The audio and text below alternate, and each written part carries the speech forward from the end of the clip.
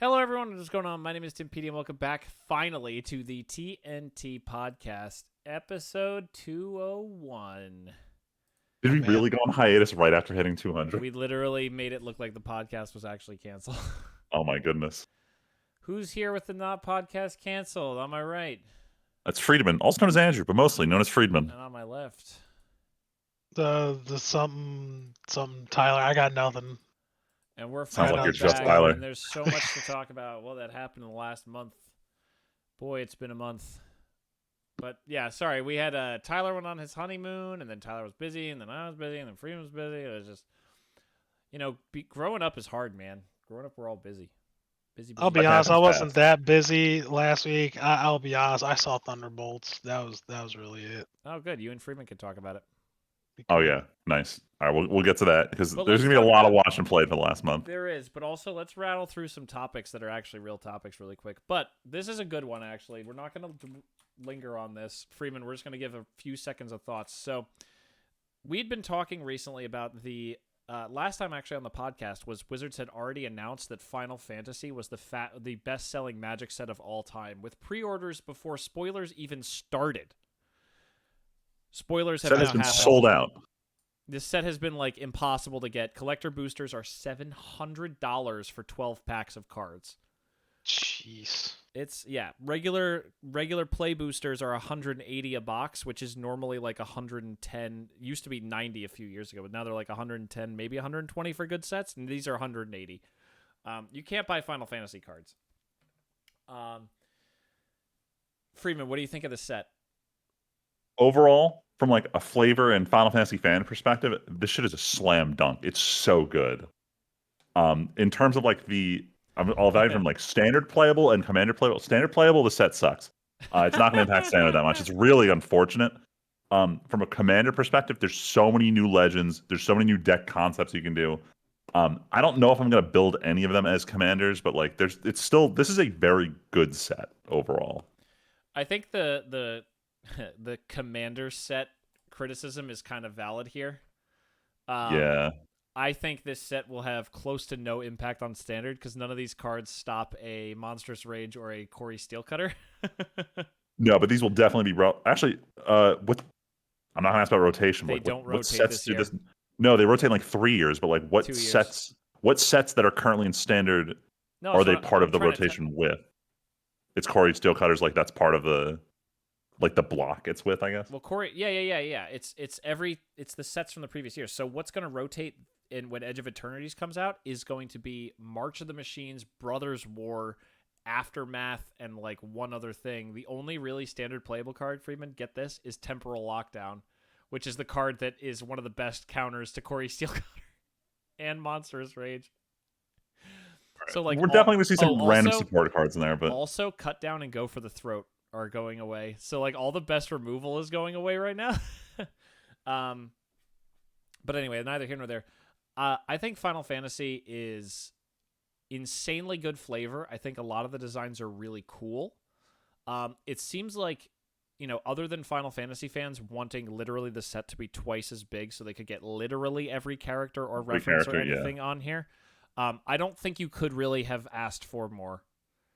the only legitimate criticisms I have about the set, Square Enix decision to use like in-game screenshots and old renders from game covers as the special editions, they all look terrible, and I'll say that's kind of cheap as hell. I don't get what they were going for here. Like, well, they were going for retro. They were going, hey, it's literally a piece of the game is coming out and being a Magic card. But it just I don't know. doesn't You look know what good. that makes me terrible. feel like, Tim? This makes me feel like the Witcher books, the American Witcher book covers. Oh, where they're all like pictures from the game, or like Yeah. like it's the It's Geralt like- from the game with two swords. Yeah, it's just shitty looking renders. I don't know. That's what it kind of reminds me of. It's like they're not even trying. Yeah, no, I get it. I think they definitely made the wrong call. It's kind of funny to see like Squall as like literally like a weird little oval boy, like like a balloon boy on a card. But then you get to the Awano art, and you're like, oh yeah, no, it's Awano, great. And you're like, wow, this is pretty though. Yeah, my only other concern is, and it's just because a lot of the cards are fluff cards, but like some of the art styles are a little off. Like a lot of the like I think it's most of the Final Fantasy VII art. The characters just look kind of strange, and I can't put my finger on why. And it's not. This is a very minor criticism because most of the other games where it's like they don't have like that modern HD reimagining.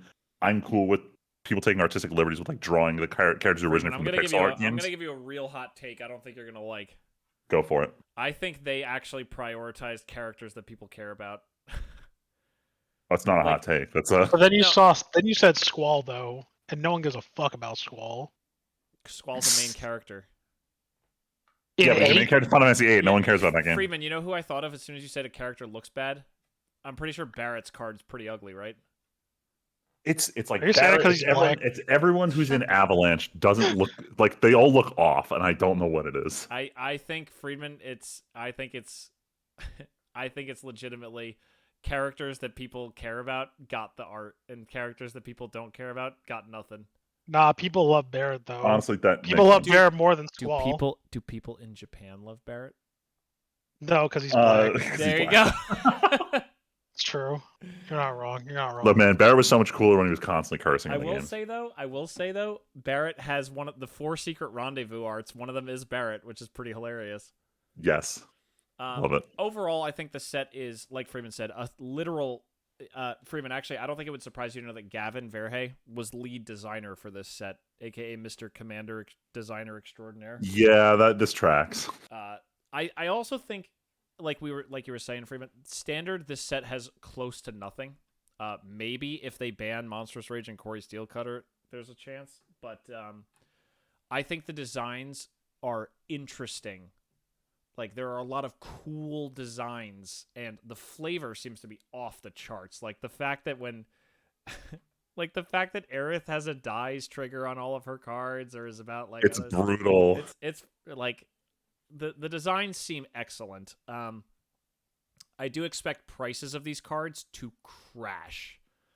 Like, Sephiroth and Cloud might go up forever, but I think people are going to open this set and realize, oh...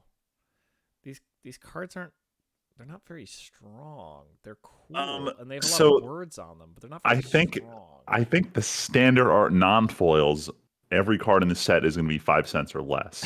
But I think that these like special arts and foils, like this is like we were talking about this over the weekend. Like what happened with the Pokemon trading card game is happening with this set, where people are like, I don't know what the fuck a gathering is, but I'm going to buy every card in the set so I have the full set in a binder. I don't know what a gathering is.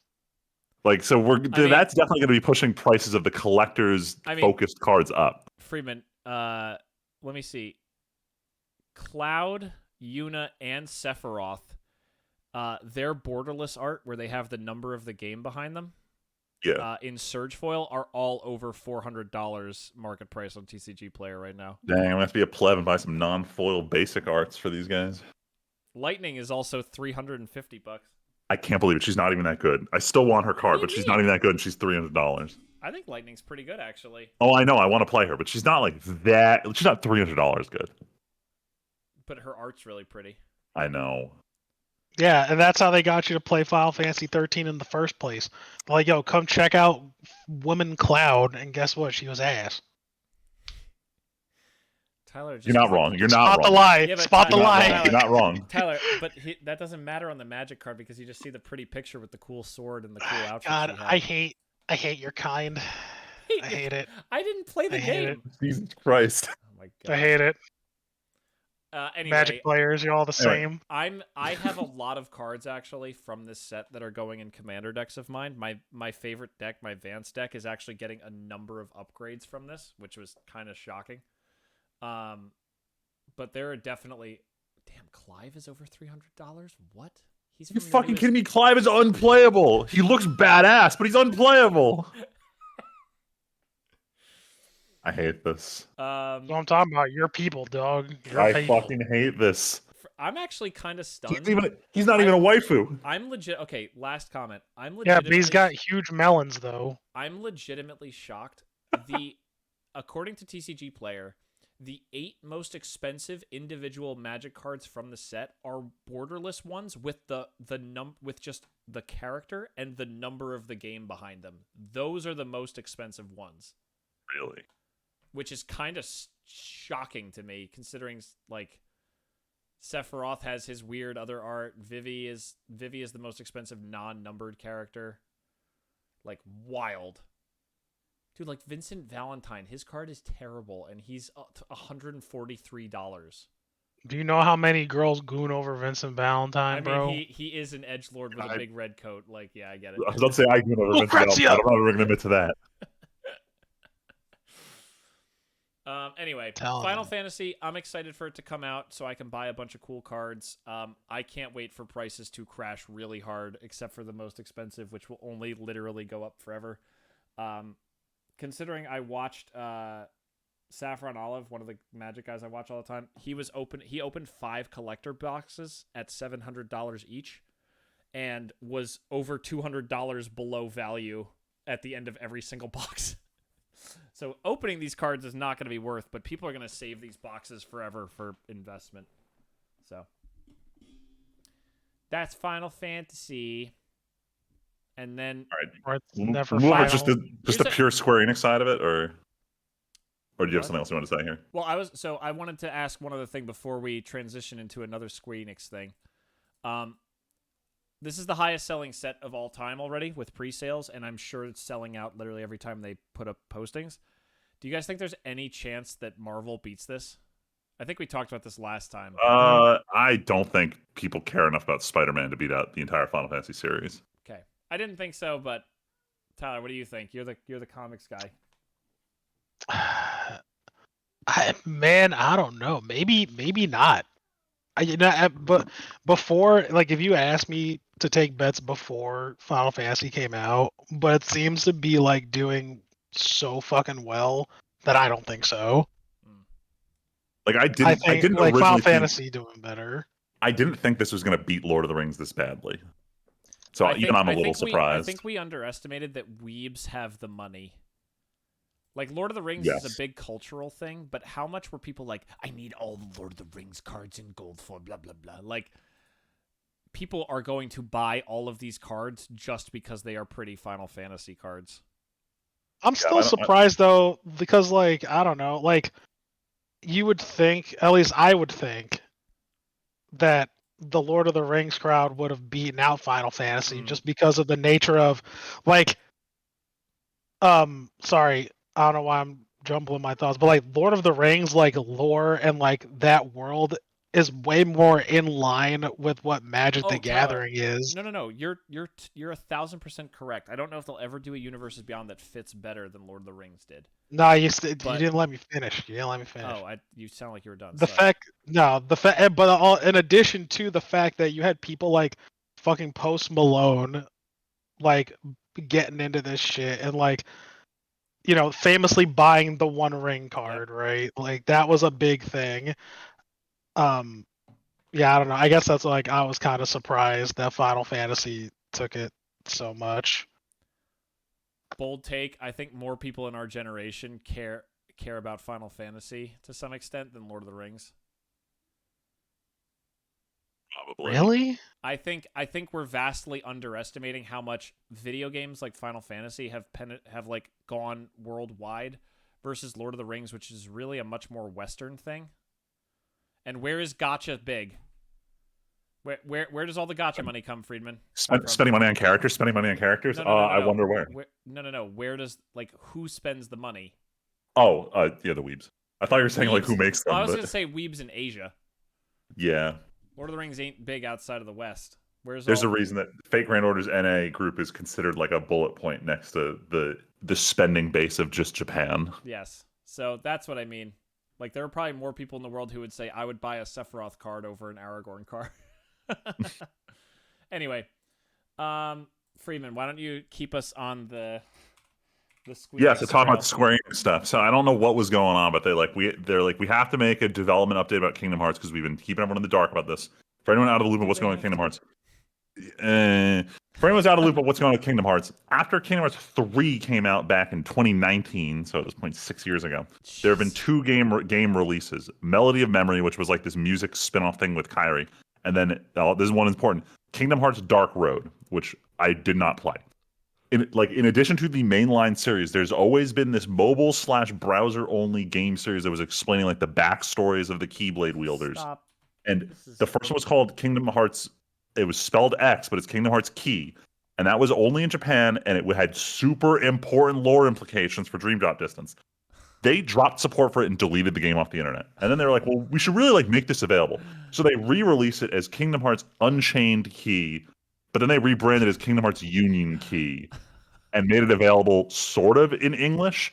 And then they deleted it off the internet because they didn't want to support it as a live service game because it was basically gotcha.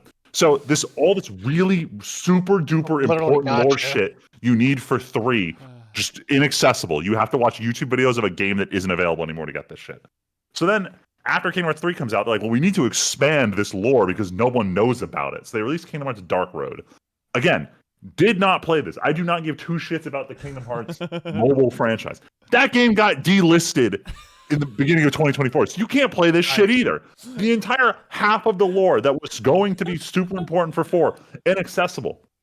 So they've been working on a new game in that line to help teach you about the last 3 games they deleted so that you have the lore for Kingdom Hearts 4. And it was going to be called Kingdom Hearts Missing Links. And then it got deleted. And then that game got canceled. It was, according to devs, it was 80 to 90% near completion. And then they decided, we don't think the market conditions are right for this game anymore. We'd rather just get rid of it.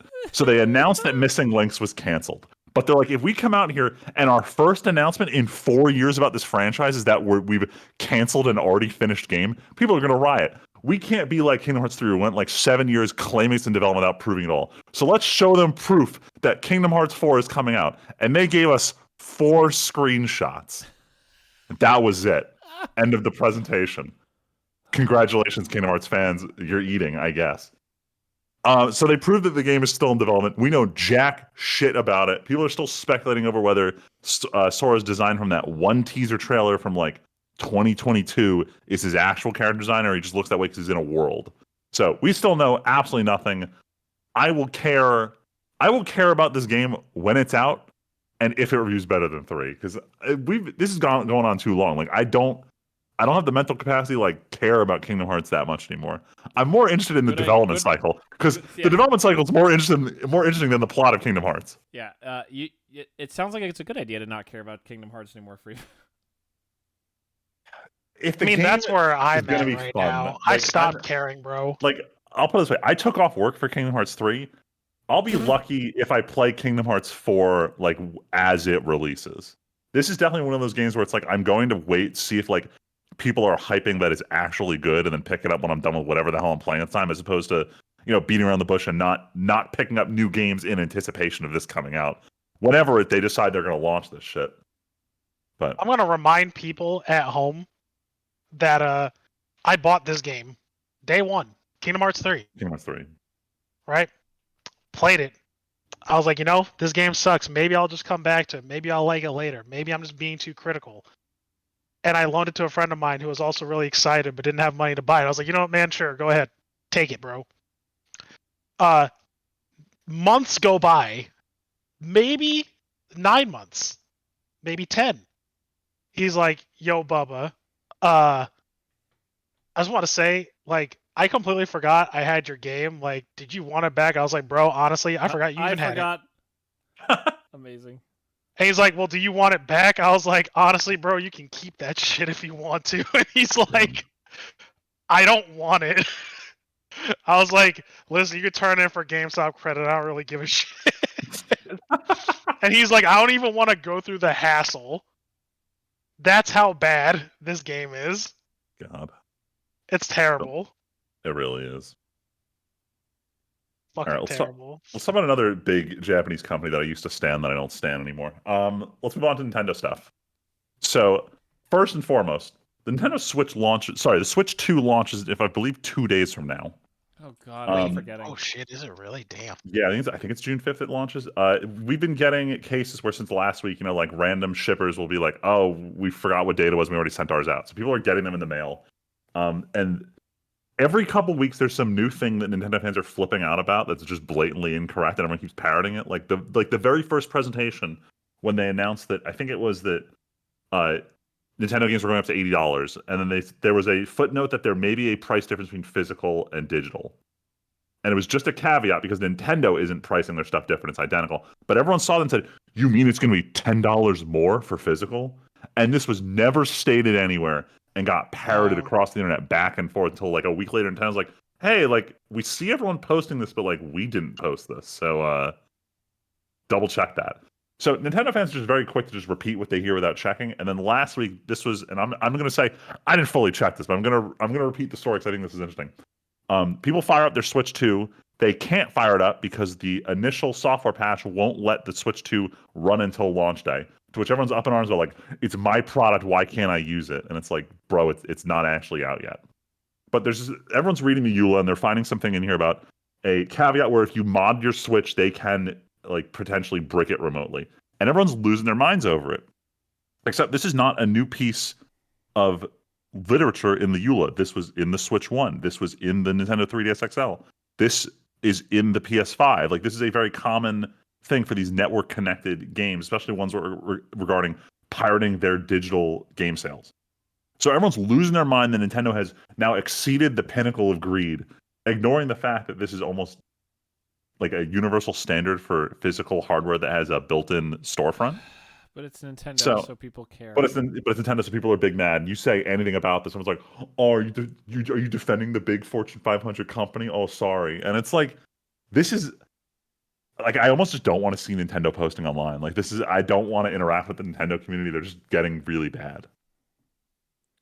No way. They're getting. On the turntables. Sure I used to be a Nintendo fanboy, and now I can't stand them. I like how, just like any good bad guy character arc, we saw from the beginning of this podcast, Freeman being a Nintendo stan. Yep. Yes. And as the years go by, the slow deterioration into like fucking jaded adult. Jaded adult. I love it. Yeah, this is the recording of my villain arc. But no part of my Nintendo villain arc is correct without me shitting on Pokemon for a little bit. So let's talk about this. So, oh my god. Game Freak had to be super coy about what the deal was with Pokemon Legends ZA. And it is coming out for both Switch 1 and Switch 2. For these delusional Nintendo fans, they see this as like the PS5 Pro version. We're like, okay, the Switch 2 is the definitive edition and the Switch 1 is the shitty version that you don't want to get. But we all know what it actually is. This is a Switch 1 game that they're going to sell as marketed for Switch 2 because this is how Game Freak rolls. They did confirm we will get a Nintendo Direct on July 22nd, so it's still a little far out. I think it's just because Nintendo's most likely going to have a Direct 1 month after Switch 2 launch to start talking about upcoming games, and they want everyone to know, like, hey, don't expect us to talk about shit on July 5th or whenever the hell they're going to do this Direct. They haven't announced yet. But we'll get more news.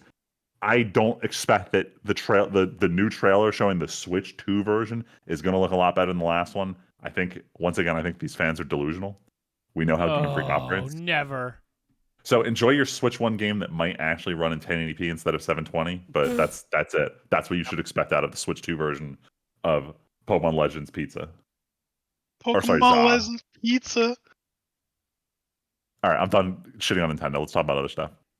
Shit on Netflix for a little bit. Oh, I threw this in here almost to be a mini topic, then we put stuff after it. But I saw the news about the Stranger Things release date.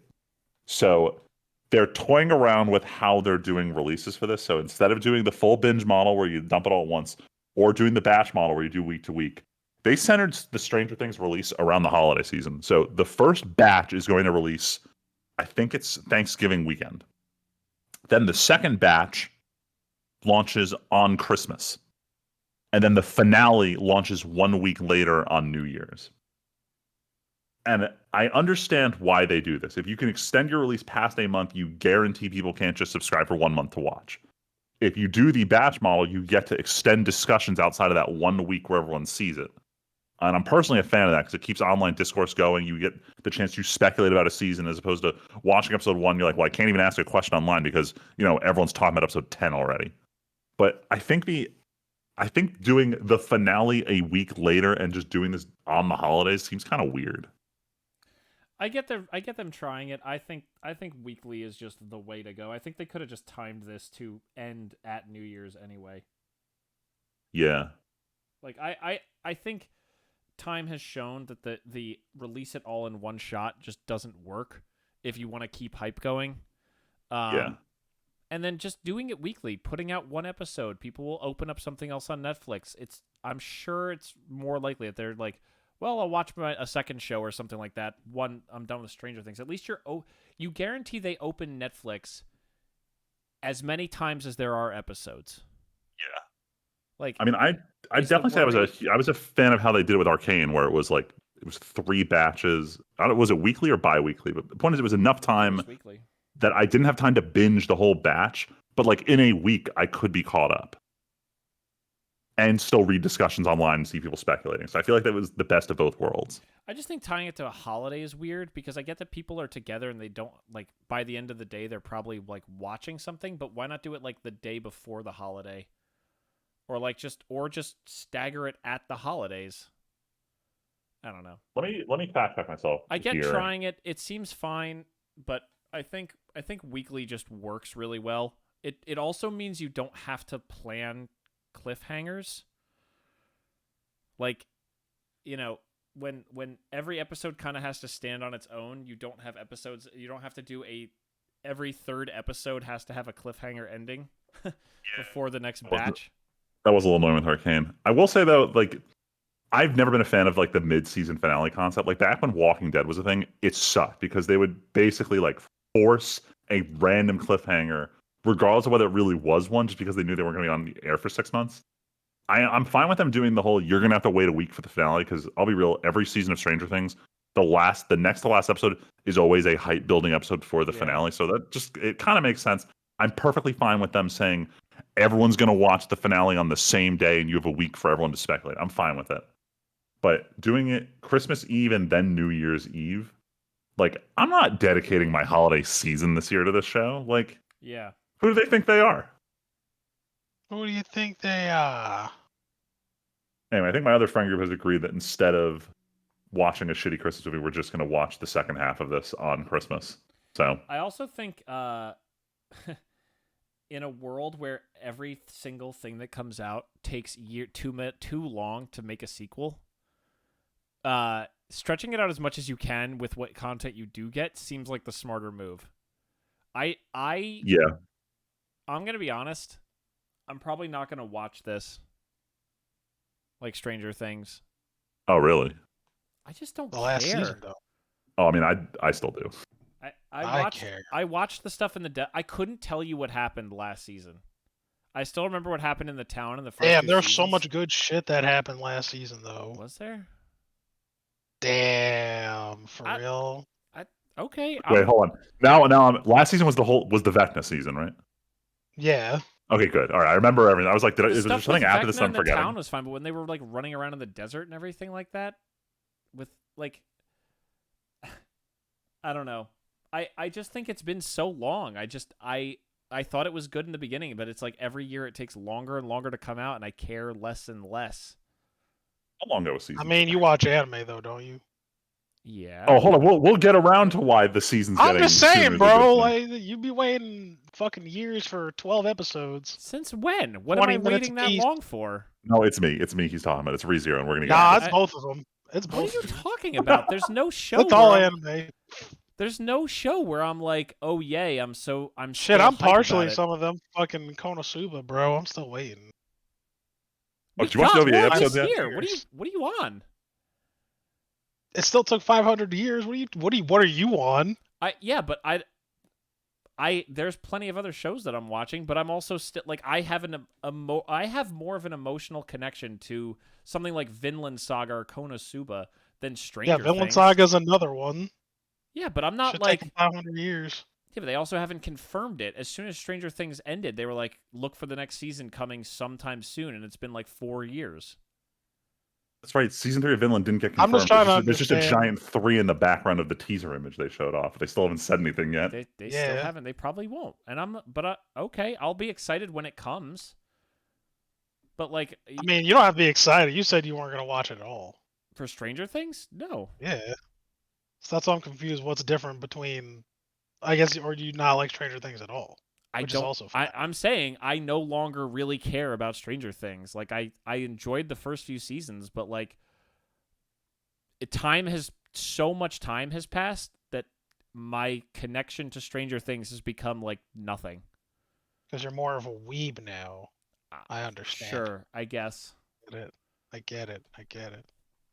So I was looking up in the background just so I was double checking Vinland stuff, and I didn't realize how good the dubcast of Vinland is. I'm actually curious. I might watch a random episode or two to hear this.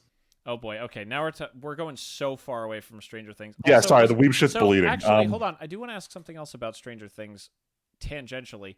Did you guys watch whatever that big event thing was the other night? What was it called on Netflix? It started with a T. It was like their live event with like Lady Gaga and stuff.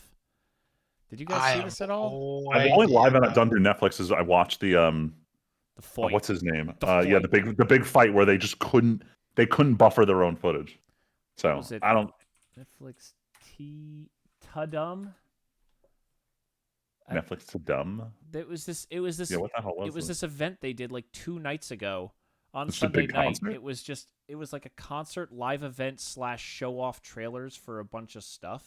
Oh, this is where the One Piece footage came from. Yeah, One Piece footage came from this. They showed off. They announced the date for Stranger Things at this event. They showed. Oh, they also did Happy Gilmore 2 release date, which is like middle of July. They also did Squid Games news.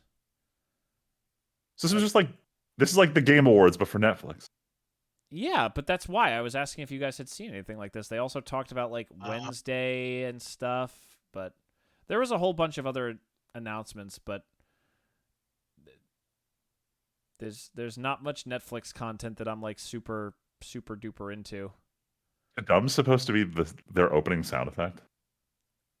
Oh my god, that's okay. Let's move on. That just killed all of it. All right. Oh god, speaking of this talk about things people shouldn't care about anymore. back in not even my day. Let's go bungee jumping here. Back before Halo, Bungie was a little company known for making a series called Marathon. And since Halo, they've never done anything with Marathon really. And now that Bungie is running out of Destiny 2 money, and they're owned by Sony, Bungie is going, well, they announced, what is it called? A Tarkov-like or an escape? What's the genre called? Shooter. Extraction shooter. Extraction shooter. They go, we're going to take this weird sci-fi futuristic first-person shooter game, and we're going to turn it into an escape shooter. One of the most dense and hard to get into genres on Steam. A very niche shooter genre. And then, you know what we're going to do? We're going to have a controversy where we steal art from an artist. Dude, it just doesn't stop. Like, also, by the way, the game looks terrible and apparently plays poorly. And now, Tyler, I'll let you finish, but the last hit in this coffin while we weren't recording the podcast was Sony has apparently said that sources say that Sony has pulled all marketing, at least international marketing, for Marathon. Bro, it's cooked. It has to be delayed or canceled. Freeman, it's a Sony game. I know, that's the joke. Is it going to be a Game Pass game? Dude, this game, Bungie is so gonzo. Like, wow. Destiny is like probably barely staying afloat right now. And like, yeah, I'm actually curious now. Now I want to look up how many concurrent players are playing Destiny now. Is it even on Steam? Oh yeah. Okay. But man, like I feel like every month there's just some new bullshit coming out. Like, we just bounced between the B's, Blizzard and BioWare. Oh, no, sorry. Blizzard, BioWare, and Bungie. It's always the meme of why is it always you three in my office? There's 33,000 people in game, according to 33,000? Steam DB. Yeah, which is the Wow. highest it's been in some days now. Wow, that's kind of surprising. Yeah, 34,000. Its all-time peak 2 years ago was 300,000, but 34,000 is not bad. Huh. Well, either way, like I said, Destiny 2 is definitely still surviving. It's not dead. It's hanging in there, but it's nowhere near its peak. Clearly Bungie doesn't have it going. What the fuck is Banana? It's the 6th most played game on Steam right now, and it's called Banana. Bongo Cat is number 5. What the fuck? These are definitely one of these, like, everyone buys it for a week because they saw a streamer play it. Yes, a streamer is playing Bongo Cat, a streamer is playing Banana, then we get back to normal games. Yeah. Oh, I was like, why does Call of Duty have concurrent players? And it's because Call of Duty is like the launcher thing, right? It's not a specific game. Yes, it does. It's just yeah, whatever it's whatever the current game. Yeah. Well, it's not just that. Like Tim said, it's like an actual launcher, which is kind of stupid. But yeah, you launch into it, and yeah. Yeah, it's like saying like EA Origin back when that was as a designated game. Was the game, yeah. Yeah, Destiny is number 25 on all of Steam right now. Damn. But anyway, either way, Marathon, it's just so wild to see a series that went from a weird sci-fi shooter, and now someone at Bungie was like, what's an IP that we own that isn't Halo? We can't do Halo. We can't do anything for Destiny. They do have one more IP. I don't know if they own it, though. Who owns it? That third-person shooter. I don't even. You know what I'm talking about? No. She looks like fucking Major Kusanagi on the cover. I remember seeing this in like Toys R Us. List of Bungie video games. Yeah, it came out in. Oh my god, Rockstar published this game? I didn't know they published it. Holy hold fuck. on. Oni? Yeah. Okay, I'm seeing God, pictures. It's literally an anime girl on the cover. I remember seeing this game in GameStop, not knowing what it was, never following up on it. Same. I was like, yo, this chick looks badass, and that's as far as I got. Dude, Halo released 9 months after that game. Or, sorry, 11 months after that game. Dang. Amazing. That was the last non-Halo thing until after they jumped ship. Yup. Since Halo Reach, they made a mobile game.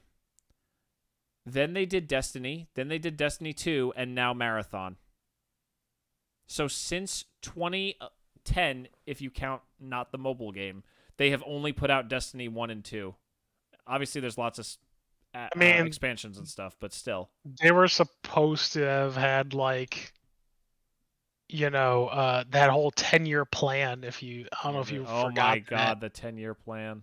Yeah, the 10-year plan for Destiny. 10 years, Rick and Morty. 10 years. Which, for some reason, I still don't understand what, like, in their head they wanted a sequel. I didn't understand. To this day, I still don't understand. Guys, funny joke. Claire Obscure, which sold 3.3 million copies on the 33rd day of release, is also number 33 on the Steam charts right now. Holy shit. I don't like this. This is weird. You know what I don't like? What? I don't like when AI Darth Vader starts being mad racist. I think it's hilarious. But this time for the Empire. Yeah, I think it's funny. No, listen, James Earl Jones signed off on it. Listen, he agreed. That should be the end of the Whatever. story. That is the end of the story. Like, that was it. Yeah, so the 2 parts of this is that, so as part of a Star Wars event, which apparently has the lowest player count of like a recent release in Fortnite, like, because apparently the whole game is just all about Star Wars right now, so a lot of people are like, meh. I saw a headline on Reddit, at least, if that's even true anymore. But as part of this, they put in a Darth Vader that you can talk to, and it uses James Earl Jones' voice, as he signed off to Disney, and it's an AI speaking as Darth Vader, and that's kind of spooky. It's kind of I spooky. mean, like everyone's pretending there's no precedence for this, but I remember when I forget what brand it was. It wasn't Garmin. It was like TomTom or something. They had the Darth Vader voice for your GPS, and that was like the thing. Yeah, but that's not the same. No, but it was a slippery slope. Yeah, No, this is different. No, but I'm- you're not wrong. But this is different. Yeah, but you're talking about a voice. Like, I'm talking about the fact that it responds to what you're saying with not pre-programmed lines. Yeah. No, this is It is different. kinda There's weird. something more sinister Yes. about this. What, some kind of like ghost in the machine?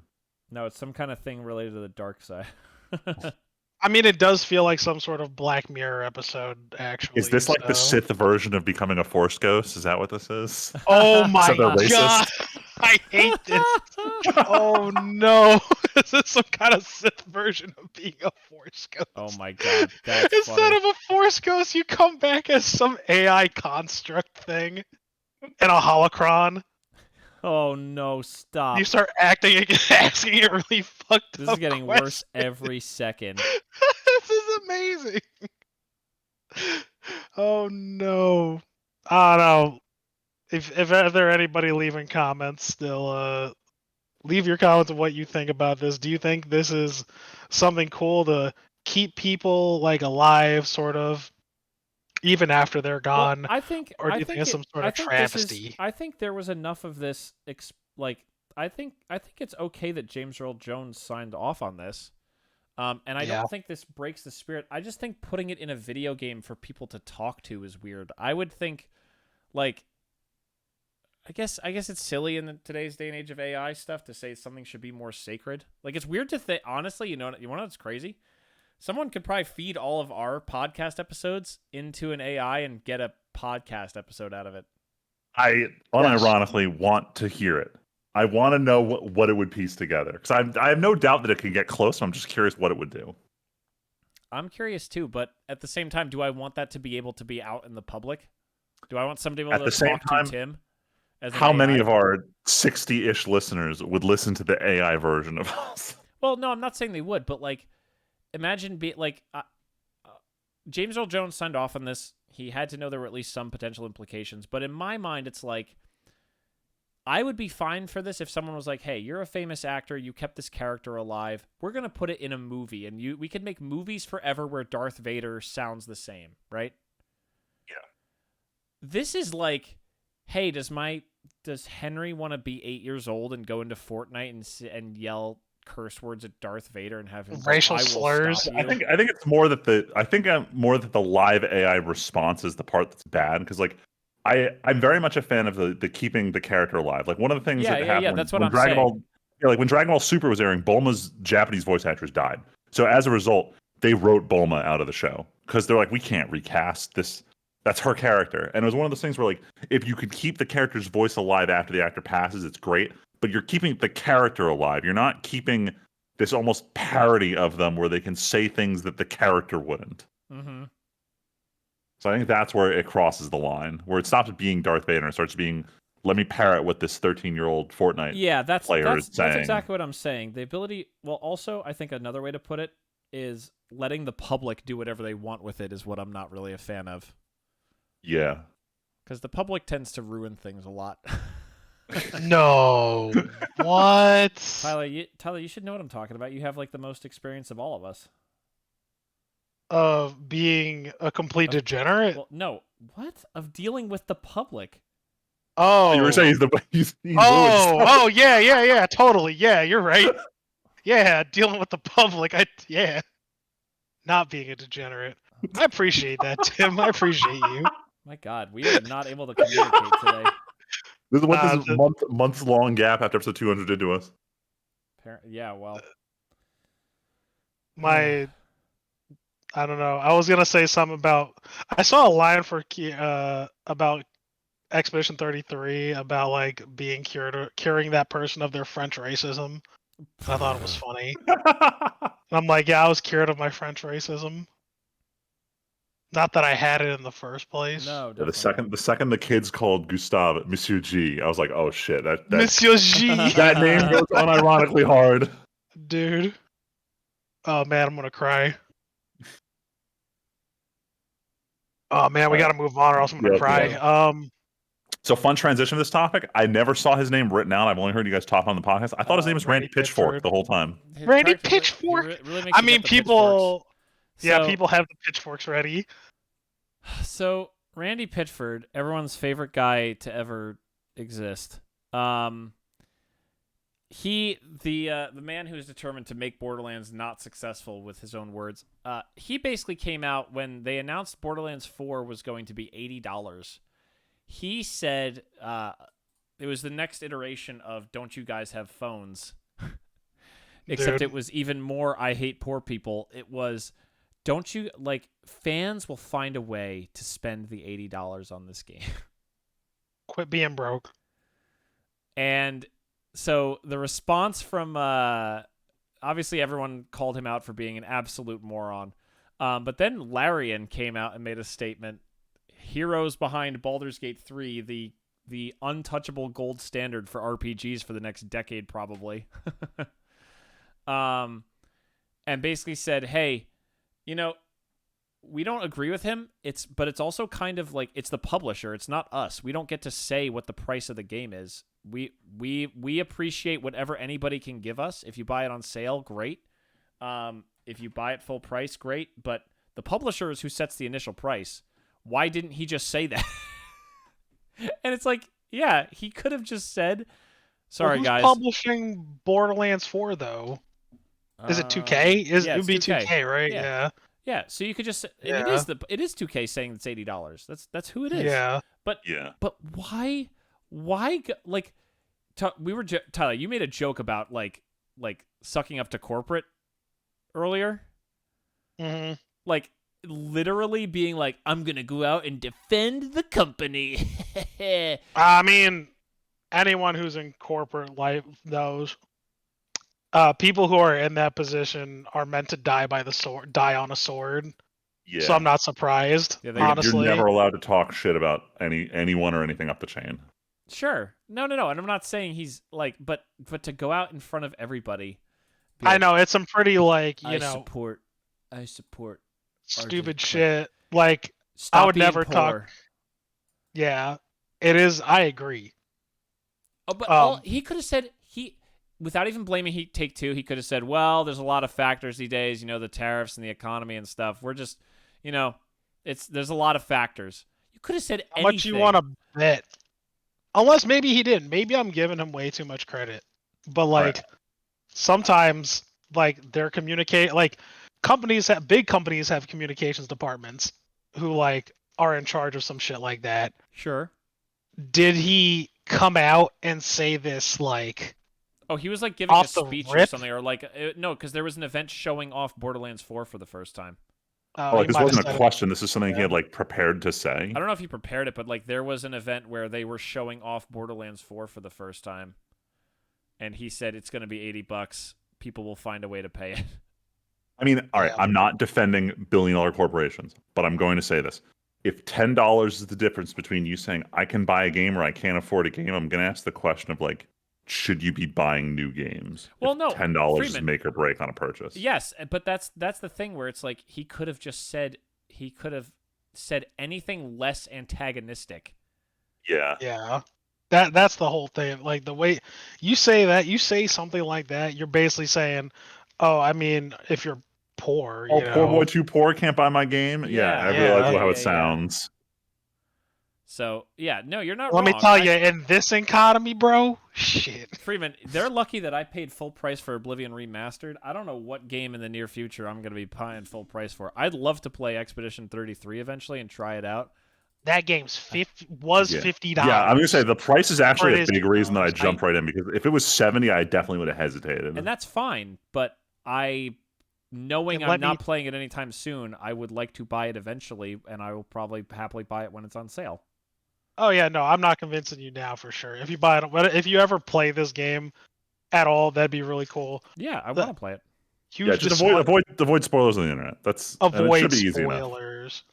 I will say this: I would have paid $70 for this game That's Yeah, the looking funniest back- part. beating it. Yeah, That's the looking- funniest part is that one of the apparently very clear front runners already for Game of the Year for a lot of people came out as a $50 game instead of a $70 or $80.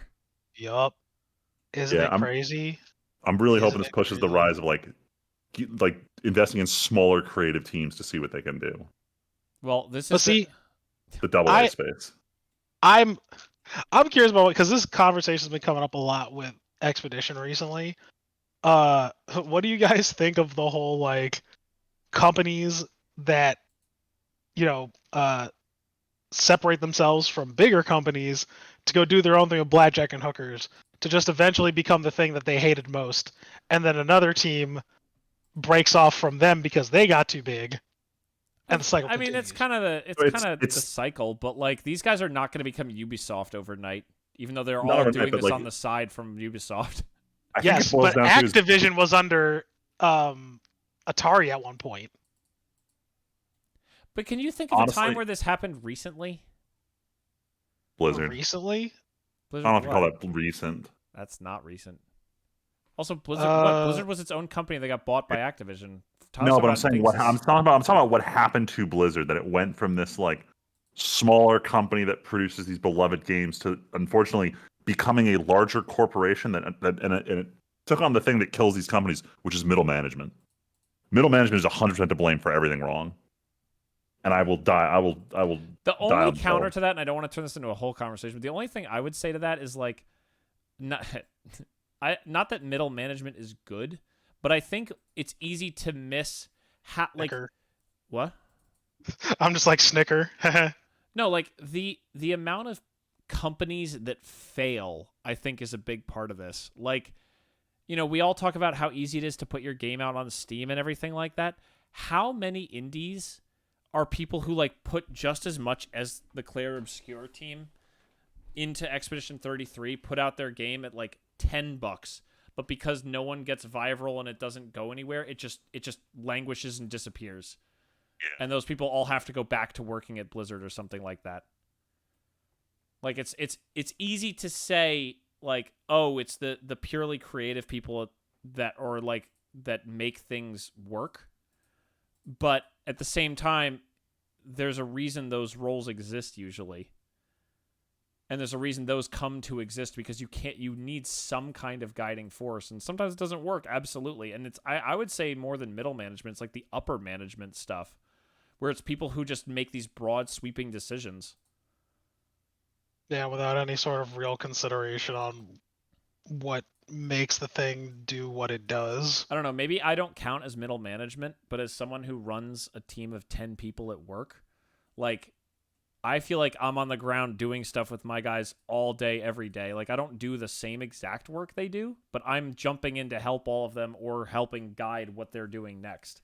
No, you're a lot lower in the chain than what I'm talking about here. Okay. Then, well, because that's why now that I have the manager in my title, I automatically think of myself as, like, middle management, whereas I see, like, upper management or C-suite is where I see the problem. No, I'm talking like you if you manage a manager, you're middle management. Yeah, Sure. like director, I guess. Director like and my up. boss. Yeah. Like your job isn't to manage people. Your job is to manage people who manage people. Yeah, no, that's fair. That's when you start getting too many levels. Yes, if That's where you get your budget bloat. Sure. That's where you get your communication disconnects. Sure, then yes, I can totally agree with that description. I'm I'm not saying all managers are bad. Speaking of middle management, and the attempt to keep things going for forever, GTA 6 got delayed after showing off a new trailer. Wait, did Speaking they of actually had a games- date prior to this? Yes, Oh, damn. it was supposed to be later this year, right, Tyler? Yeah. And they're pushed to pushed next it year now. Yeah, May like 26th. March or May, yeah. Yeah, I The had the trailer amount of- open, so I was watching in the background. It's so funny to think. So GTA is the game that's going to cost $100, and it's going to make the most money of any game ever. Whatever. I can't imagine how many game developers at the same time cheered and cried, because could you imagine being like, guys, we're going to release next year. It's going to be great. Oh, GTA 6. Yeah, it really sucks. I feel like there's a lot of people that pushed and or delayed or like pushed around their Yep. Yep. shit just to accommodate that. And how many people in the fall are like, guys, we have our chance. Go, go, go. Suddenly Right. everyone's gonna surprise bump their game up. Or no. I'm saying like the people who were like, guys, we're probably not going to do great. Or look, we're just going to hope that people get bored with GTA, or we're going to have our own space, or blah, blah, blah, any number of things. And that's just what we have to accept. And now they're like, oh my God, the sky is clear. There's space here for us. That's just, Yeah. that's It is funny. pretty funny. I think it's, and I also think it's interesting too that because there was backlash on the price. Like speaking of pricing, the $100 supposedly. Yeah, I mean, the question boils down to, and I think this is the conversation. If someone releases a small game and they're like, "Hey, it's kind of short, so I only priced it at $20," that makes sense to you. But if someone goes, "Hey, this game is 300 hours long, so I'm going to increase the price of it," that doesn't fly. But there's a Yeah. conversation about dollar per entertainment hour. Mm. Like I remember I got into an argument with my grandfather once because he was watching me play. I think it was Final Fantasy 15, and he's like, "You're still playing this game?" I'm like, "Yeah, it's like a $100 game." He's like, "How much did you pay for it?" $60. Like, you paid $60? I'm like, "You could have seen 5 movies for that." And I look at him like, I've already watched like the equivalent of Yep. like 15 movies, and I'm not done with this game. Like I got my dollar value. Yeah. So there is the Also, question you're of doing more than just like it's an interactive media. Like passively consuming. So there is the conversation of, do you put a dollar value on hour of entertainment? Because we see games do the opposite, where it's short, so they make it smaller. Mm-hmm. I don't know. That's a good question actually, because mileage varies Yeah, from player to player. May vary. it's the whole reason that I feel I don't like. I will spend money in Guild Wars 2's cash shop because there is no subscription. But I have been playing this game for like 10 years. I've gotten my money value out of that initial purchase, and I feel like supporting them for how much entertainment it brings. But at the same time, it's also voluntary. It's not a upfront price that I'm forced to pay. Mm. Whereas with this, it's very much here's your cost to entry, and it's going up. The thing that always interests me the most, maybe it is going to more staff, maybe, or maybe it's going towards those C-level execs. But I always want to know. I'm like, like, is manufacturing for physical copies going down? And if that's the case, why are prices going up then We by know why. like a significant amount? Partially because I think it's partially because these teams keep growing. Partially because, every investors want to see the biggest graphics and all this jazz. Like, there's just so much stupid. But and it's crazy, and that's why I'm interested in seeing how the team for Expedition 33 is gonna do if they continue. I think Like they if said they're Sandfall doing keeps more. doing things. Yeah, because so their development team was very small. Yeah, it was a AA studio, but like it got so much acclaim for what it did, and it was able to do so much. Like we were making a joke. I think when I came back and I started playing the game, I was joking with my friends. I was like, Tony Stark built this in a Yeah. cave with a box of scraps, like In France. in France. Because people look at Final Fantasy 16 and everybody's like, well, why'd they make it so different, blah blah blah. And then Expedition 33 comes around, they're able to do it with less people, sell it for less money, which I think was more of a goodwill thing. But even still, they put it up for $60 without even saying anything. When the price came out. I think I read that there were some like people were saying that it was hard to believe, right? And they're like, nah, for real, it's $50. And then everybody's like, what the fuck? This was $50? Like, Yeah, 'cause but it was I guess made by a small team in a cave with a it box goes, of scraps. yeah, and it goes to show like what like you can do with that With that box of scraps being Unreal Engine 5. box. It might as well be a fucking box of scraps. We can even talk about that with the Witcher Tech demo. But I just think it's interesting. It's like you can do a lot with a small team. But yeah, I don't know. No one's really gonna wake up to that kind of like thing. Just want to. So, for real, I just want to wake up. Anyway, sorry. That's all I kind of got. To keep us on the topic, what would you think of the trailer? Oh, a GTA 6 trailer or Yeah. the tech demo? Oh, No, the GTA 6 trailer. Real quick, before we go I on think to it the tech looks demo. really cool. I mean, I don't really have a good opinion of any. See, as someone who has been burned so many times, and I've talked about this before, I won't believe anything until I play it. And I'm also curious too about like how much Rockstar is going to invest in the multiplayer, because GTA O has been like their breadwinner for over a decade now. Yep. Yeah. And I'm curious to see how much they're going to actually put into the main story as opposed to the multiplayer. Oh, Honestly, like as opposed to turning like a Call of Duty, we're like, hey, we have a single player because we're legally obligated to, but like you're really here for the multiplayer. yes. Honestly, I was even thinking this might even be an interesting take for me, but I might even wait for it to go on sale or something like that. Whoa. I mean, full disclosure, I still haven't played GTA 5, so I should probably play that before Oh, GTA throwing money 5 is at good. 6. You know what I think I is want my brother to better play it. than GTA 5 story though? What? Even though it's not GTA, it's just Red Dead Redemption 2. Like, yeah, GTA 5 is fun. I think that's about much as it is. It's fun. I really did enjoy it, but as far as like games go that of the Rockstar lineup, I think Red Dead 2 is just better. Red Dead 2 is just so much better. Speaking of games Where you that ride horses. where you ride horses and they appear on roofs, the Witcher tech demo came out today, actually. Sure did. So I skimmed through it. Oh, you skimmed through it. Yeah, Oh, and yeah. I'll say as someone who had been playing Witcher 3 a week and a half ago, it does look much better than Witcher 3. I mean, I would fucking hope so. Game came out like 10 years ago. Oh god, I can feel my bones shriveling here. Yeah, actually came out more than. Was it 10 years ago, Tim? I think it came out 10 years ago. Maybe it was 9. Yeah. I don't feel like might looking even it be up. a little more. Something I like think that. I got it like because I played it. Came out May 18th, 2015, so we're just over Wow, over just 10 over 10 years years. ago. Oof. Oh, that makes sense because that's when I. It's weird how you can like line up some things. I was like, oh yeah, that's when I started my security job in Arizona. Uh, but yeah, I saw the demo. I'm like, this is cool. But is the game actually gonna look like this? Is it actually gonna feel like this? Who knows? It's a tech demo. I've been betrayed by tech demos before. Final Fantasy VII. I mean, that was different context, of course, but like, still.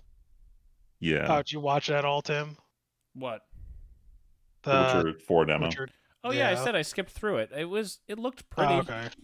I mean, it's just Siri walking. It is mostly just it's Siri it. walking. Like It means nothing. Yeah, okay. It's unimpressive. Like I expect Like- the game is going to look like other Unreal Engine games at this point in time. Like the first trailer we saw was in engine. Like, yeah, what is that fucking? It doesn't mean anything. It's just useless.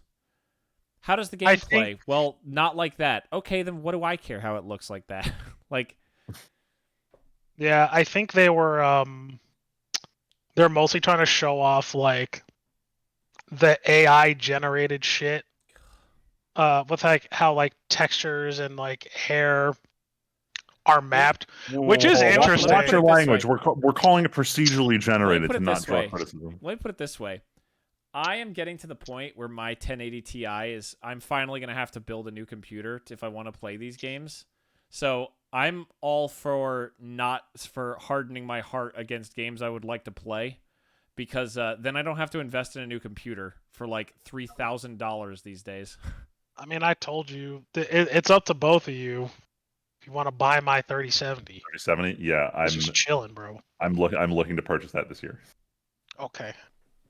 Well, I'm not, because I'm being ordered to take us on vacation to go hang out with my brother. So, yeah, there goes a good chunk of money to do that. So, Sorry, bro. Oops. Yeah. No computer. Like, I'm amazed that the Oblivion remaster runs decently on my PC with what I have. It should. No, 1080 Ti is still pretty good. What processor do you have? It's not worth even getting into. I don't know. I I'm haven't just curious touched which generation of what i-series it is. i9. But what gen? That's the important number. Oh, God. Let me go to Amazon and see if it's even how far back in my history did I order this Brother, thing on just Amazon. check your Just PC right-click my computer. settings. What Okay, the hell? I was... God damn it. Damn. Come on, you're not supposed to be a user, Tim, please. Complainy boys. I was trying to... Half the time that info is BS. No, it's... What? Since when? You watching Every Bubblegum time- Crisis? Because I spot a boomer. Oh my God. Every time I open that, it's like i9 something else. And I'm like, no. As someone who helps manage desktops in a corporate environment, it's all run through your Windows, like, managing, like, info services. Oh my God. I'm trying to shouldn't open be settings, changing. and it's like, hey, Windows 10 end of life, loser. Whatever. I gotta Just take care of that. All right. Thanks for reminding me. forget it. Forget it. All right, whatever. Let's move on. I'm so caught off guard. I Okay, have I'm to. actually a boomer, I guess, because I swear to God, I used to be able to find this setting, and now I'm trying to... Oh wait, I forgot. I'm not using the soundboard. Like, if you open up, like, your Windows Explorer, right? And you right-click on this PC. And then you click Properties. It's actually under here? Oh, whatever. Oh, sorry, an i7. I'll say it's almost 58. like Freeman told you to go. I was trying to find... I'm used to being able to... That's Tyler, oh my God, that's an oldie. yeah, so stop. I remember the good old days of being able to of opening up the search bar in the bottom left in Windows 7 and go up to just PC components and just click that button, or My System or whatever it was, and just see, oh hey, here's all the things you have. Yes, I have an i7 5820. Oh boy. With my GTX 1080. Doesn't even say it's a 1080 Ti. Maybe I'm wrong. What year? I mean, you can find that go into your NVIDIA settings. Like, if you right-click on that at the bottom right, not like it matters. This has nothing to do with anything. No, it's fine. It's fine. You guys want to out my terrible PC? It's not terrible. This processor came out 11 years ago. Yep, sure did. Yes. It was probably new when I bought it. Actually, I should have known, because somehow we ended up with the same kit, apparently. Oh, whoops, I opened the NVIDIA control panel. Wrong thing. Why don't we move on to something else that's less horribly depressing for me? What's horribly depressing? Let's go on to the Weeb shit. Oh God, That's less depressing. Jeez, there's still Or is that so more much. depressing? We're over an hour, and there's It's so much. Fine, we'll go fast. Lies. So, Weeb shit. This one isn't a new announcement. I just want to talk about here. I went to the Naruto Symphonic Experience 2 weeks ago. So just like earlier last year, where they had the Sonic Symphony going around the country, they had one for Naruto. I wasn't sure what to expect with this one because the last one had a live band doing songs, and I was like, "There's no way they're doing that for this one too." And of course they were. So they had a live band who did all the openings. But what they did is they took Naruto, the Naruto series, not Naruto Shippuden, not Boruto, just Naruto. They condensed the anime into almost this 2-hour movie, and then they had the live orchestra doing the soundtrack to this shortened movie. And it was a huge nostalgia romp because I haven't watched OG Naruto in, at this point, 12 years. So it was really nostalgic. The music was phenomenal. There were big jokes from they had the saxophone player played the one bit when Naruto does the sexy jutsu, and I was losing it. Overall, great experience. If you hear any of these symphonic experiences for a franchise you like coming out, I highly recommend checking them out. They've all been really good. But in terms of the actual Weeb news, keeping it kind of light, we've been in the middle of the season, so there hasn't been too many announcements. A lot of this has been shit like, oh, here's the character design for so-and-so in Grand Blue Season 2, which is in a month. Which, by the way, Grand Blue Season 2 in a month. Very excited.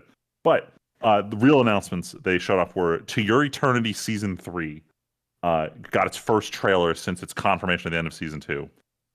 Trailer's not subtitled, so I didn't really catch what was going on. If you saw the last scene in Season 2, you kind of know where they're going. There are a lot of scenes of that happening. Very excited to follow up on this. I still think you guys should give season 2 a fair shake. I don't think people are going to like season 3. I feel like it's going to be such a huge genre shift for what they're trying to do after the end of season 2 that most people are going to fall off. But I'm invested to see where the story goes. The same sort of deal for ReZero season 4. So we got a confirmation right at season 3 that it was going to happen. We didn't really have an idea of how long it was going to take, but they put out the first new poster for it with the 2026 date on it, which is kind of wild because this is the first time ReZero has had a season that's taken less than 3 years to come out, which we were kind of joking about earlier with how we have to wait a million years for anime seasons, and in reality, it's mostly just me who does all the waiting for them. Okay. But thankfully, we don't have to for ReZero. And then to also answer your comment earlier, Tyler, there is supposedly already a Konosuba animation project announced, but they're being stupidly coy and not talking about what it is. But at least we know they are still producing content for this. Because as we know, animation project means nothing. Look, the last time they said it, it ended up being both season 3 and the Megumin spinoff, so it could be anything. Could be trash, could be gold. In that order.